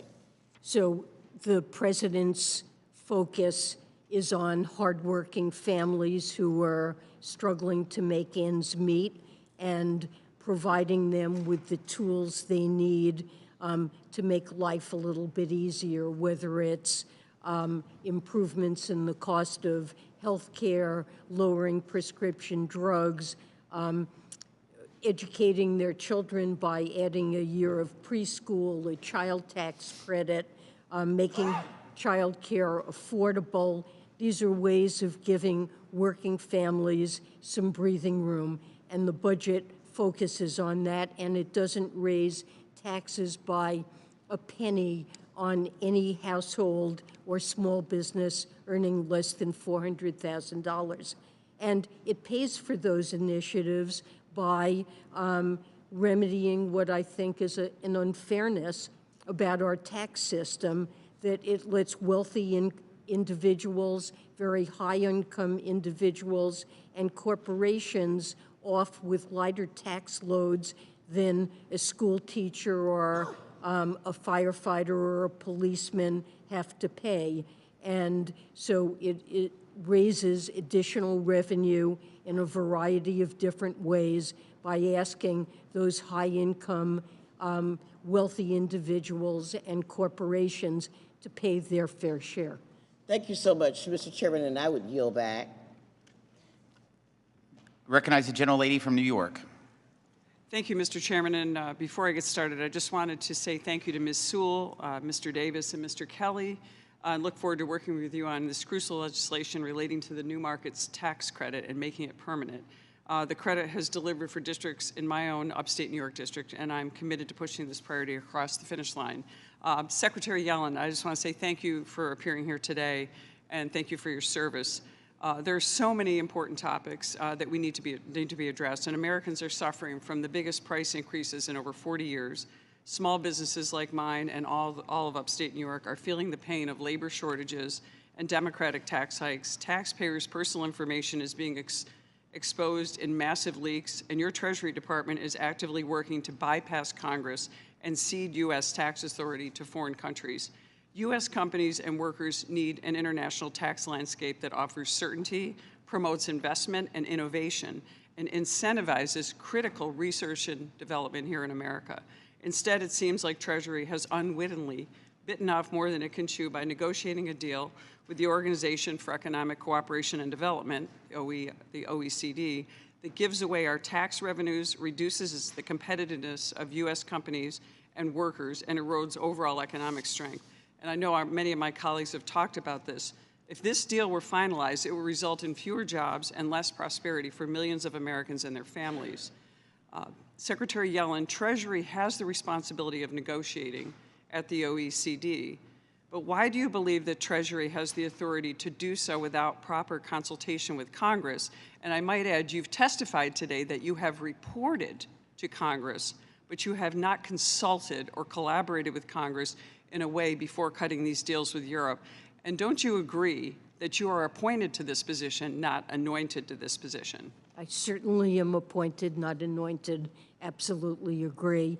And we have consulted and not only informed. Can you explain where you could ongoing? Can you explain where the consultation and collaboration has been done so in a public forum with both sides, where we have seen this, and that has we have not seen that. We've seen reporting.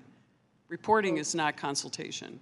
Our staff have regular briefings with staff of this committee, and I have had many conversations with the chair and ranking member of this committee on ongoing developments whenever there's something new that occurs in the negotiations.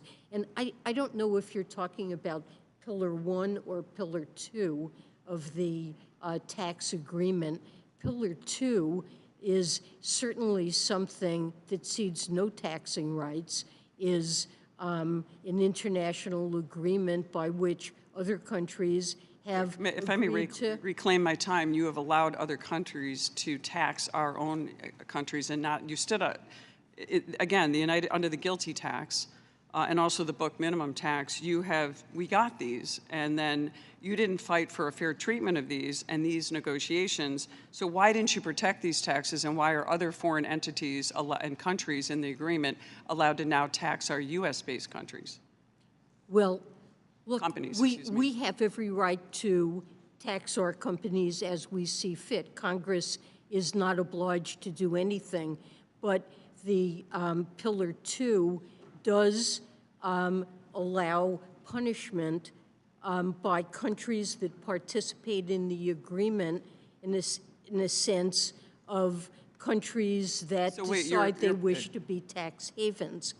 They may undertake, and this is one of their taxing rights, to impose additional So let me reclaim my time. You're admitting that that we have given our priorities up to foreign countries. The gentlelady's time has expired. We haven't given anything up. The gentleman from Minnesota is recognized. Thank you very much, Mr. Chair, and thank you, Secretary, for being here today. And I want to talk a little bit. I know we talk a lot about big things in D.C., but we don't always talk about what's happening in real America. And most of the work in my district is done by small businesses, family farms, small manufacturers, and they and I are very concerned that the taxes in the president's budget will hurt them. It will affect them. No matter what we say, it's going to affect them. And, they are already faced with increased costs, fuel for farmers, input costs due to inflation in the economy right now. And the president's budget includes more than $300 billion in new taxes on non-corporate taxpayers. Secretary, why does the president believe that now, as we are just emerging from the economic destruction of COVID, we should increase taxes on small family-owned businesses? The president's budget doesn't contain a penny of new taxes on any individual earning under $400,000 or small business earning under $400,000. So the taxes that are raised are all on high income, especially very high income individuals, and on corporations that are not small businesses, and that benefit from many tax preferences and lower tax rates.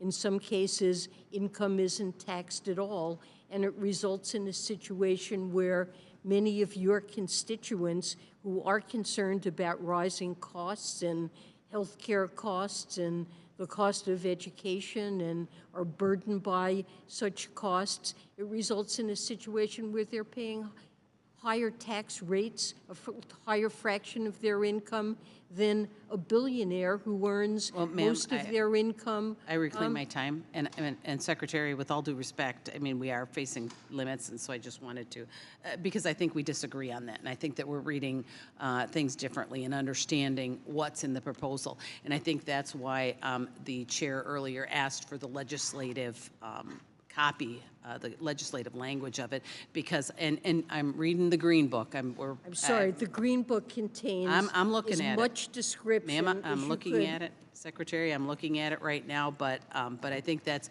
so that we are looking at the same thing, because we have a much different understanding of how the taxes are going to affect those people in my district. And just, so I will say with the tax increases that are included and the death tax included in the president's budgets, I got to wonder, how does the president expect family farms to survive with all of the things that we're burdening them with? And I have real concern about that. And I know that last year we fought very hard regarding the stepped-up basis, and I believe it's back in here. Like I said, I'm continuing to read because we got the green sheet or whatever you call it yesterday, so we're continuing to read.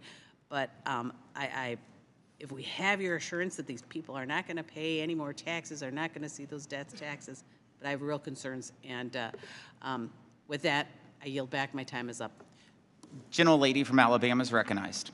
Thank you, Mr. Chairman. Madam Secretary, thank you for being here today to provide further insight into this administration's budget request. It is my belief that our federal budget must present opportunities for all Americans to achieve economic prosperity.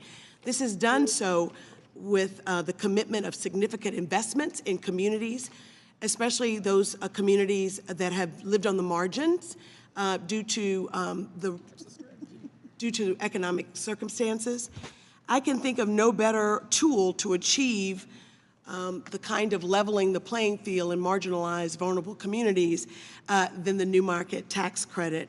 I want to join Representative Tenney in applauding President Biden's proposed budget for including a permanent extension of new market tax credits. This crucial tax credit has been instrumental in promoting economic growth and development in underserved communities, creating jobs, expanding businesses, and including access to health care, job training, child care, and other important social services.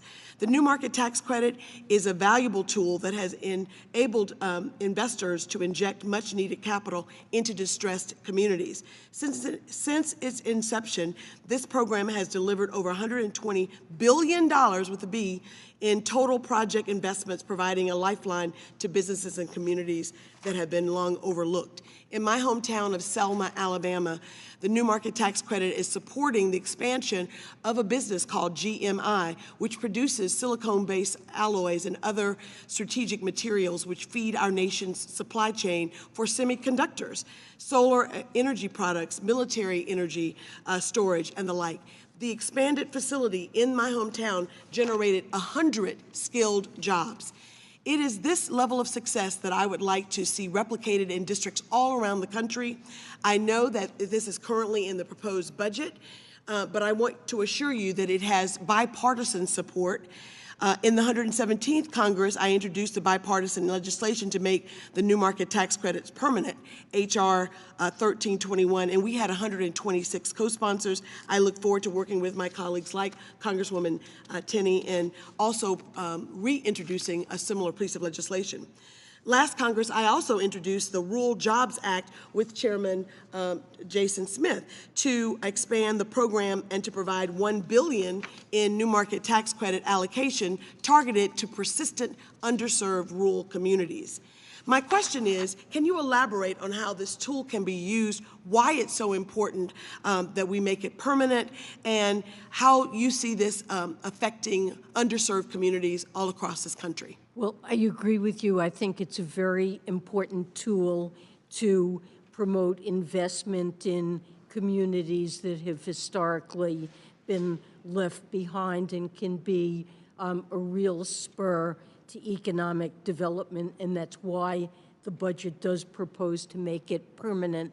And I would say more broadly, a priority of the Biden administration has been a focus on place-based policies so that communities that historically have suffered, we've had areas of the country that have grown very rapidly, seen big increases in income, and others that have lagged.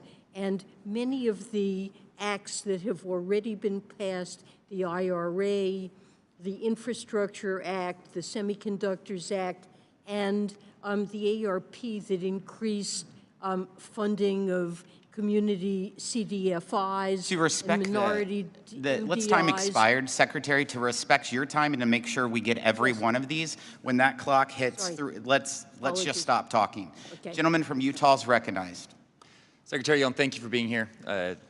This is substantive work. It's important for our nation. I appreciate you willing to come so quickly after the budget was released, and I hope you felt that we do respect your expertise.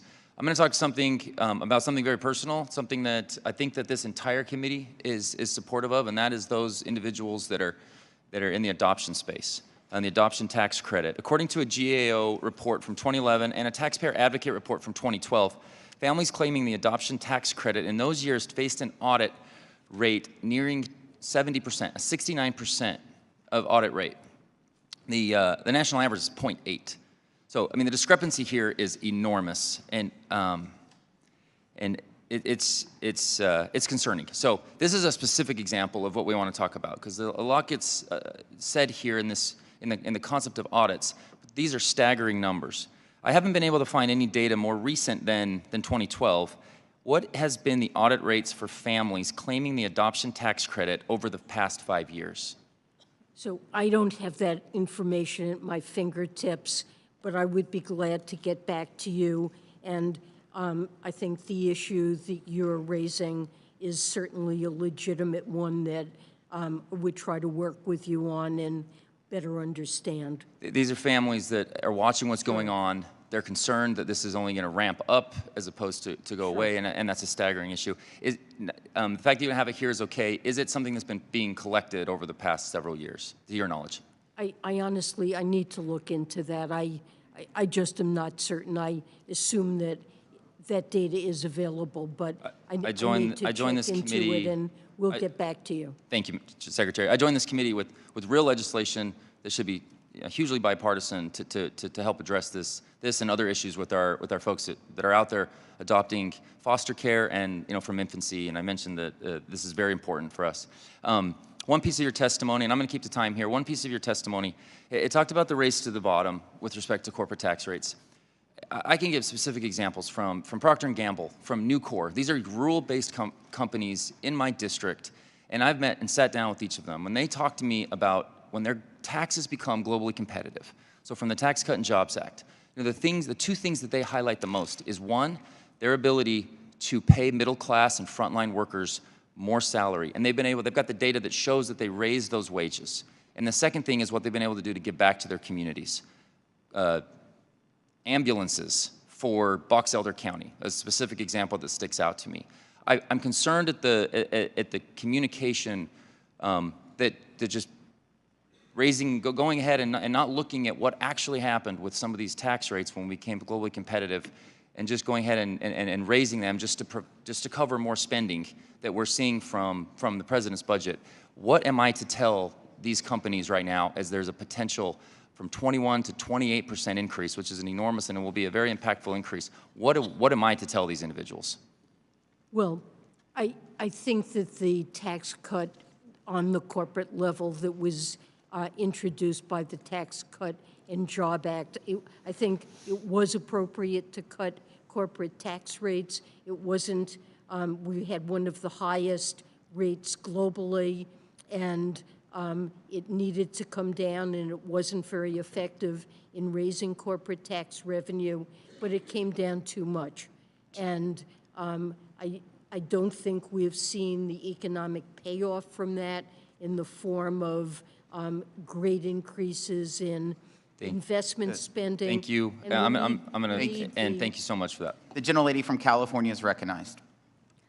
Thank you, Chairman Smith, for holding this important hearing, and thank you for your service, Secretary Yellen. Progressive spending has led to record inflation, and now this administration wants to add fuel to the fire. I was alarmed yesterday when I discovered the President Biden's request includes a 15% increase to the IRS annual funding. That's a $2.1 billion increase over the enacted funding levels for 2023, on the top the extra $80 billion Progressive gave to the IRS last year. The IRS exists to serve Americans, not to make the lives of taxpayers harder. It has been reported that millions of tax returns from previous years are still not processed. In my district, that we've been getting a lot of inquiries about how to get the refunds from the IRS. If the IRS owns my constituents' money, it could take years from them to receive their return. Many have expressed concerns about the IRS snooping on their private bank record and transactions, heightened with sensitive personal information being released in years past. You claim that you are not going after lower and middle class Americans, yet progressives have been working behind the census, lower the 1099K threshold. Why should every Americans who are dealing with record inflation pay their rent and repay for their event tickets now go out of their way to file unneeded, burdensome tax forms with lack of proper security? And why are you in favor of adding more unnecessary filing when the IRS is already dealing with endless backlogs? Well, the objective of this legislation with respect to 1099Ks was to make sure that Americans have the information they need to accurately file their returns and pay the taxes that are due, because there are Americans who receive money from business that they do may be relatively small, and most Americans receive reports they use to file their income taxes on their wages and salaries, their interest in dividend income, and this Madam is Secretary, other income on which I reclaim my taxes are time. due. I totally get that, but we already have that in the law right now, that 1099K. when you receive more than $600 transaction, then you have to file it. That's adding another burdensome to the Well, taxpayers. it was lowered in the ARP from, I believe, $20,000 to $600 because many Americans who earned less than $20,000 probably weren't getting that information and paying the taxes that were due. And it's, you know, this was in the law. The IRS needed to implement what's in the law, and it's up to Congress to decide what the right. I yield back. Thank you. Gentleman from Michigan's recognized. Thank you, Mr. Chairman, and Madam Secretary, thank you. It's good to see you. First, let me just comment. I listened to Mr. Fitzpatrick's questions and comments regarding trade authority, and I just want to state for the record that we don't agree on everything across the aisle, but I think there is general concern about the direction of trade negotiation and where that authority lies, and I look forward to further conversation with the administration to provide greater clarity and to protect the prerogatives of Congress in that respect. We learned a lot, Madam Secretary, during the pandemic about supply chains, what can go wrong when we rely too heavily on other countries, particularly China, for example, for critical goods and components that are essential to our economy. And I was really proud to work with the administration on the CHIPS and Science Act, the Inflation Reduction Act, both of which will support American workers bringing manufacturing jobs back to our country. In my district, I happen to have a company, Hemlock Semiconductor, that makes polysilicon, a base material for both semiconductors and for solar panels. Included in the CHIPS and Science Act is a tax credit to onshore production of these really important materials. As Treasury drafts its guidance for this credit, does Treasury plan to include the entire supply chain of semiconductors, including polysilicon? So I think we're in the process of drafting those regulations. I don't have the answer to your question, but we would value your input on this, certainly take it into account and get back to you on this matter. I appreciate that. I'm certainly not in a position as a single member of Congress to express congressional intent, but I know as I was working on this legislation, this is certainly the sort of application that we had in mind for the credit, and so I'd ask you to take a very close look at that. Certainly, we will do that. The Inflation Reduction Act also supports domestic manufacturing of solar panels right here in the U.S. instead of relying on those produced in China. I worked on legislation to do this because it makes sense for us to trade foreign dependence on oil to foreign independence on solar panels. We don't want to do that. Of course. Our legislation includes a domestic content bonus to spur domestic manufacturing, not just domestic jobs for installing solar panels. So a strong domestic content standard will enable larger investment in U.S. solar manufacturing. Does Treasury plan to issue any guidance that incentivizes domestic manufacturing for across the solar panel value chain? Similar question to my first question. So I believe we're in the process of, we have rules that we have to write in connection with claiming those credits, and there are an enormous number of rules that we need to write. We have prioritized some of the most urgent ones, but we will be producing a rule on that. Thank you very much. I appreciate that, and thank you for being here. I yield back the balance of my time. Recognize the lady from Texas. Gentle lady from Texas. Thank you very much, Mr. Chairman. You know, for a party that can't even define what a woman is, I find it rich that some of my Democrat colleagues want to highlight International Women's Day and go after as if we are supposed to go soft on the Secretary today. I'm going to demand that everybody treat us as equals and don't demean us just because we were born with ovaries. I don't care if it is International Women's Month. It's disturbing that this administration continues to peddle the big lie that people making less than $400,000 are not paying more in taxes. You said it yourself this morning that people making less than $400,000 won't pay a penny more in new taxes, not a penny more. And maybe you need to get out of DC more, because a lot of us are paying more in new taxes. Let's just review a few. Income taxes. Wages have artificially increased, but because of inflation, the dollar value has actually decreased. So many people that are making less than $400,000 that saw wage increases are now paying more in income taxes, correct? Well, we don't have perfect indexation. Fuel taxes. Gas prices have increased from a national average of $2.35 when Biden took office to now $3.41 a gallon this week. So are people making $400,000 paying more in fuel taxes? More in fuel taxes? Correct. Yes.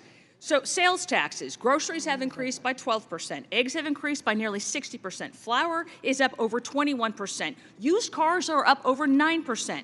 Are people making less than $400,000 paying more in sales taxes for simple things like food? Okay, ad valorem taxes. Housing prices have more than doubled in many markets around the country. A lot of times, that's dependent on how much people are paying in ad valorem taxes. So would you agree that people making more than $400,000 and own a house are paying more in ad valorem taxes? Well, these are often state or local taxes. Oh, sure, but we're talking about taxes, and here's the problem. When you're stuck in D.C., we don't see beyond D.C., but people are being taxed to death and are absolutely sick of it. And when you said people who make more than $400,000 are not being taxed a penny more, I guarantee you they would disagree with that. What I said was that the president's budget... People are paying more than they have in taxes, even if they're making less than $400,000, and it is a direct result of policies that have come out of this administration. And it's alarming that y'all don't seem to understand that over-regulating, overspending, and increasing debt contributes to increased inflation. All of us are suffering from increased inflation, 14.4%. And yet, this administration keeps throwing its hands up and saying, it's not our fault, we didn't do anything. You've had party rule for the last 2 years. Take some responsibility. The president is... Last June, you told this committee that spending had come down and that there was no doubt that inflation was too high. And yet, the Inflation Reduction Act that you just lauded used budget gimmicks and, in fact, added $745 billion in new spending. And now the president has come out with a massive budget, $7 trillion almost of spend, and then $4.7 trillion of new tax hikes. That meets the very definition of tax and spend. And is that not a return to increase in spending? The president's budget and the laws that have been passed reduce many burdens on American households. It makes health care through the ACA far more affordable than it was. It Gentleman from, the increase in gentlelady has premiums. yielded back her time. The gentleman from Iowa is recognized. Thank you, Secretary Yellen, for being here today. Greatly appreciate it.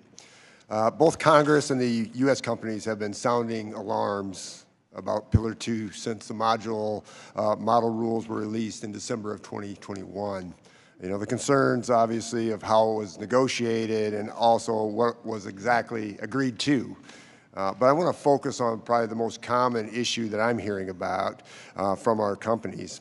Under the agreement, non-refundable tax credits can bring a company's U.S. Pillar 2 effective tax rates below 15% minimum.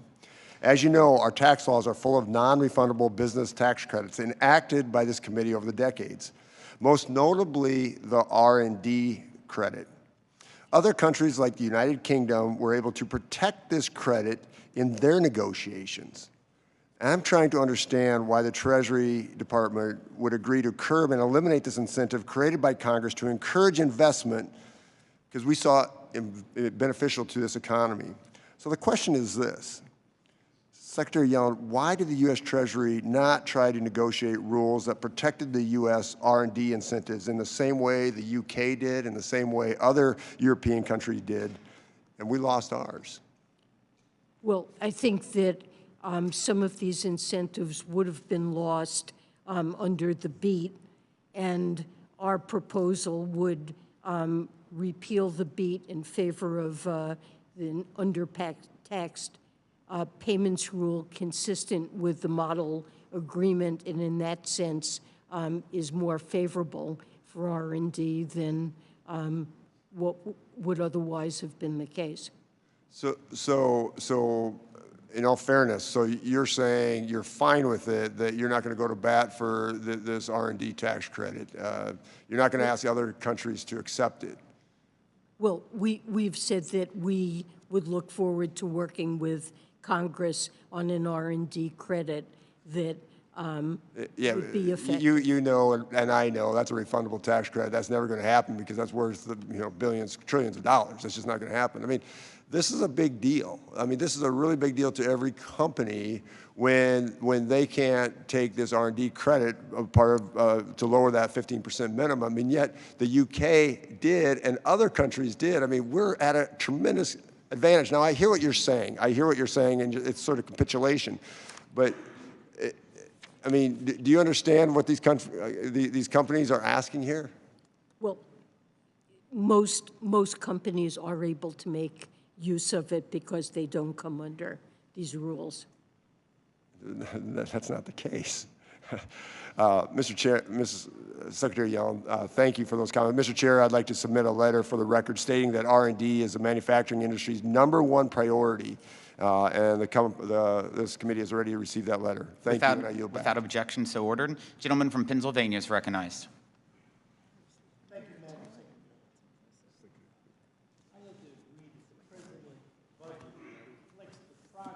Would you turn on the mic? Thank you, Mr. Chairman.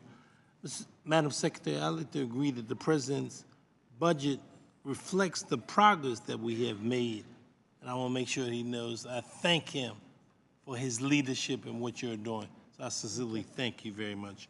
I want to speak about an issue I have spoken to you in the past about, an issue that really concerns around school buildings and facilities. I'm raising the issue about the rehabilitation historical tax credit, and that's an issue I've been working on for a long period of time. We have 2 high schools in my congressional district that discovered life-threatening asbestos, and basically what I've been attempting to do is to see if we can put together, the school buildings are at age 70, and I've basically been attempting to find ways to deal with school. So what I want to do is get your thoughts on allowing our nation's public schools to access the historical tax credit and to use that tool is an issue I've consistently been raising. I'd like to get your thoughts on it. Well, I think you're raising a very important issue in terms of dealing with school buildings, and it's something the administration thinks is important as well, and we can discuss what might be appropriate to deal with that issue and work with you on that. Good. I want to thank you, Madam Secretary, for coming forward to me. Thank you for your honestness. Thank you again. I yield back, Mr. Chairman. Thank you. The gentlelady from New York is recognized. Madam Secretary, you know my district very well because you were born in Bay Ridge, Brooklyn. Your alma mater is Fort Hamilton High School. So you also know that my district is one that is home to hardworking Americans who are trying to make ends meet during record high inflation. As this administration continues to recklessly print and spend money, it is pushing American people to the limits. This administration is literally giving money with one hand and then they're taking it with the other when people are paying higher costs, whether it be the supermarket, the gas pump, the utility bills, et cetera. Seniors in my district, you know Bay Ridge is home to many seniors, are struggling to stay in their homes, and it is nearly impossible for young families to buy their first home. And CNBC reports credit card debt is at an all-time high, putting households near a breaking point. And all this while the Fed continues to raise interest rates and Democrats continue their spending spree. The public deserves to know, as do the members of this committee, how long you're aware that the massive spending packages were pushing us closer to the debt limit and why you stayed silent for so long. As you know, on December 23rd, 2022, Congress, under the Democrat control, passed $1.7 trillion omnibus spending package, which came after 2 years of aggressive unchecked spending and record deficits. However, you waited nearly a month until January 13th to send a letter to Speaker McCarthy in saying that we will be reaching the statutory limit and that you'd have to take extraordinary measures. Yes or no? Did you warn the president at the time that he was jamming through this package that you were going to be reaching that limit? Well, look, we have run deficits for most of our history, and it's clear that we continually need to issue more debt in order to finance them. But did you warn the president that we were going to be hitting the debt limit? Or did you wait? Did you purposely wait? Or did you tell the president? The president knows very well that we would reach the debt limit, and members of Congress know that as well. And we sent you, we sent Congress, as we always do, a notification when it became clear that we would reach the debt limit. Were you told by anyone in the White House not to say anything during that time of negotiation? Of course not, and it's very clear what the outstanding debt is. It's entirely public information. It is true, but I find it odd that that 3-week period between when that package passed or when it was even negotiated, that you didn't say anything as the Treasury Secretary to sound the alarm that we were heading down this, that we're going to you're going to have to take extraordinary measures. It seems like something that the American people would want to know while they were jamming through this excessive package. But I'll move on to say that the Federal Reserve continues to raise interest rates to slow the amount of money circulating through the economy to drive down demand for goods and services with the goal of lowering prices and reducing inflation. But this, as you know, will not work. It does not work when government spending and the printing of new money continues at unsustainable levels, reducing the value of the dollar. Isn't it kind of like trying to pour water on a fire while also pouring gasoline? I mean, you admitted you were wrong when you said inflation was transitory. Will you be honest with the American people today and just tell them the truth that the inflation will not return back to the 1.4% of 2021 as long as government continues to print and spend? No, I certainly wouldn't agree with that. And this year, the federal budget has, the deficit has declined substantially, and there's been a reduction in fiscal impetus toward I understand. inflation. We're still at 6.4%, and we were at 1.4% at the beginning of this administration. I believe as long as we keep printing this money, we will never get back down to that inflation. So I hope you will pass that on to the administration. Thank you. Gentleman from Ohio is recognized. Madam Secretary, thank you for being with us today and appreciate your service to the country. Thank you. I'm going to go through a statement. I'm going to try to keep my time brief. I'm a firm believer that those who don't know history are doomed to repeat it. And so I'm just going to go back as we have time to go through the Green Book and obviously look at all the, dive into the budget. But on March of 2021, you said there was only a small risk that inflation would be a problem. And on May 2nd of 2021, you said you don't believe that inflation will be an issue. On May 27th, you stated that the recent inflation we were seeing at the time would be temporary. You also said that you believed interest rates would stay low. Then on October 29th of 2021, you said that monthly inflation rates would return to levels close to 2% towards the second half of the year. When referring to the Biden administration's infrastructure spending proposals, you actually said, I don't think these investments will drive up inflation at all. You even went as far as to say that these spending packages were actually anti-inflationary. Finally, on June 1st of 2022, you conceded that you were wrong about the path that inflation would take. And as we all know, we were also wrong regarding your projections of the interest rates. And as the Fed right now is signaling that more rate hikes will probably happen until inflation gets under control. Makes me wonder when we're going to get off the spending merry-go-round.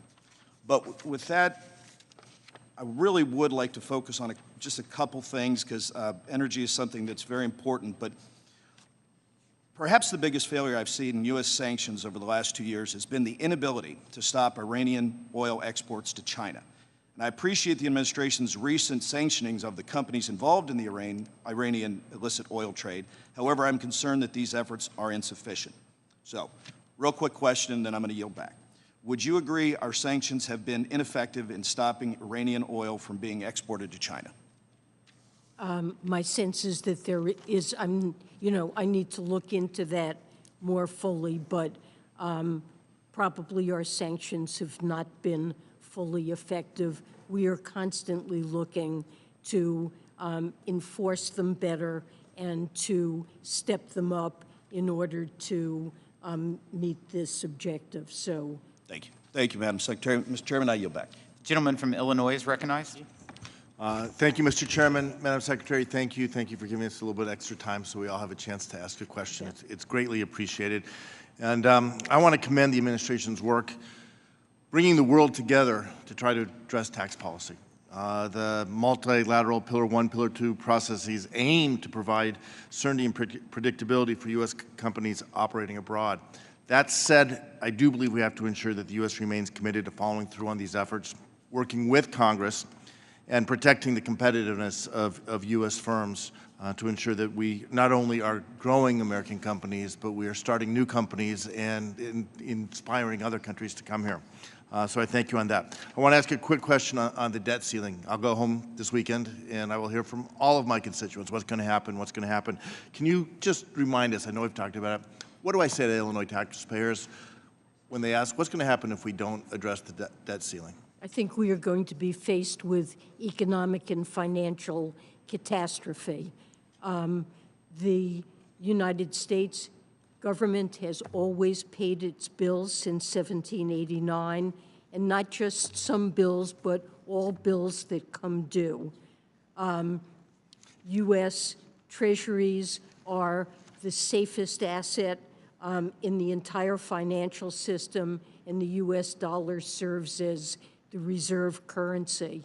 If there is a thought that Congress would allow the United States to default on its payments that it has to make, that will call into question the safety of these assets and potentially lead to a financial crisis. And if we got to the day when we're not able to make our payments and somehow we have to no longer make good on our obligations to Social Security recipients and veterans and the military and to all the providers. And I apologize, with limited time. And interest rates will spike. We saw that in 2011. It'll be painful. And so let me just ask a follow-up question. We were downgraded, and that was a hit to the interest rates that all Americans Right, as someone once said, if we don't learn from history, we're going to repeat it. We saw it in 2013. We talked yesterday, we had a markup on this idea of prioritization, paying some of our bills, not all of our bills. Does paying some of our bills, A, is it feasible? And even if it was, would that still result in default? It's still a default because I think most Americans would think, and most people in financial markets would feel that a country has obligations, and they're looking to see the country meet the obligations it has. Not some of the obligations, but all of the obligations. Great. And my last comment is thank you. In the Inflation Reduction Act, my legislation on sustainable aviation fuel was a part of what is the greatest investment we've ever made in addressing climate change. I look forward to working with you and your department, making sure that we get that in place so that America can lead the way in sustainable aviation We're working hard on that. I yield back. Thank you. The gentleman from California is recognized. Thank you, Mr. Chairman. Thank you, Madam Secretary. It seems that right now you have policymakers trying to bring about a managed slowdown of our economy, and you have investors trying to figure out if the economy is going to have a hard landing or a soft landing. But also, it seems because the economy is so stubbornly successful right now, we're trying to figure out if the economy is going to land at all. And so that's because the American economy right now is strong for a number of factors. And consumers and firms especially in major economies, they're in good financial health. Yes. But the acceleration of our economy means that the recession may not be imminent, is what we're seeing right now. So despite some of the complaints that we're hearing, it seems that we do still have to figure out a way to slow down the economy by bringing down inflation so that we can bring down inflation. And we have to figure out, does that mean, do we raise interest rates to get inflation to that 2% target? Now, as you know, when you talk about rate adjustments and when they're made, there are long and variable lags for which and how they work. But experts are thinking that the previous interest rates that were just made, they might have been already played out. So looking forward now, where do we go? Do we accept this continued inflation, or do we have to continue to raise interest rates for a second year in a row? And if we raise those rates, what is appropriate, Madam Secretary? So, you know, this is a matter we leave up to the best judgment of the independent Federal Reserve. Having worn that hat in a prior life, I know that the kinds of judgments you're asking me to make are very difficult ones and require tremendously careful analysis of the economy, what's playing out, and how monetary policy operates. I know that my colleagues at the Fed are engaged in these discussions every day and want to do the best they can. They're clearly committed to bringing inflation back to their 2% target. Okay, They also have a commitment to... Thank you. I got a minute left, and it's your last minute. And just I'm going to make it real quick. What should our long-term goals be, Madam Secretary, when it comes to our debt? That we have a sustainable fiscal trajectory. And to me, the single best metric is real net interest burden of the debt. And that's something we've focused on carefully in this budget. Historically, it's been at or a little bit above 1%. And if you look at the budget with the deficit reduction it contains, we keep the real net interest burden as a share of GDP right around 1%. So to me, that is a sustainable budget path, and it's one I use to evaluate fiscal sustainability. Thank you, Madam Secretary. Mr. Chairman, I yield back. Thank you. Thank you. Madam Secretary, thank you for your testimony. Sorry we went 12 minutes over, but we appreciate that you stayed for all of it. Please be advised that members have 2 weeks to submit written questions to be answered later in writing. Those questions and your answers will be made part of the formal hearing record. With that, the committee stands adjourned.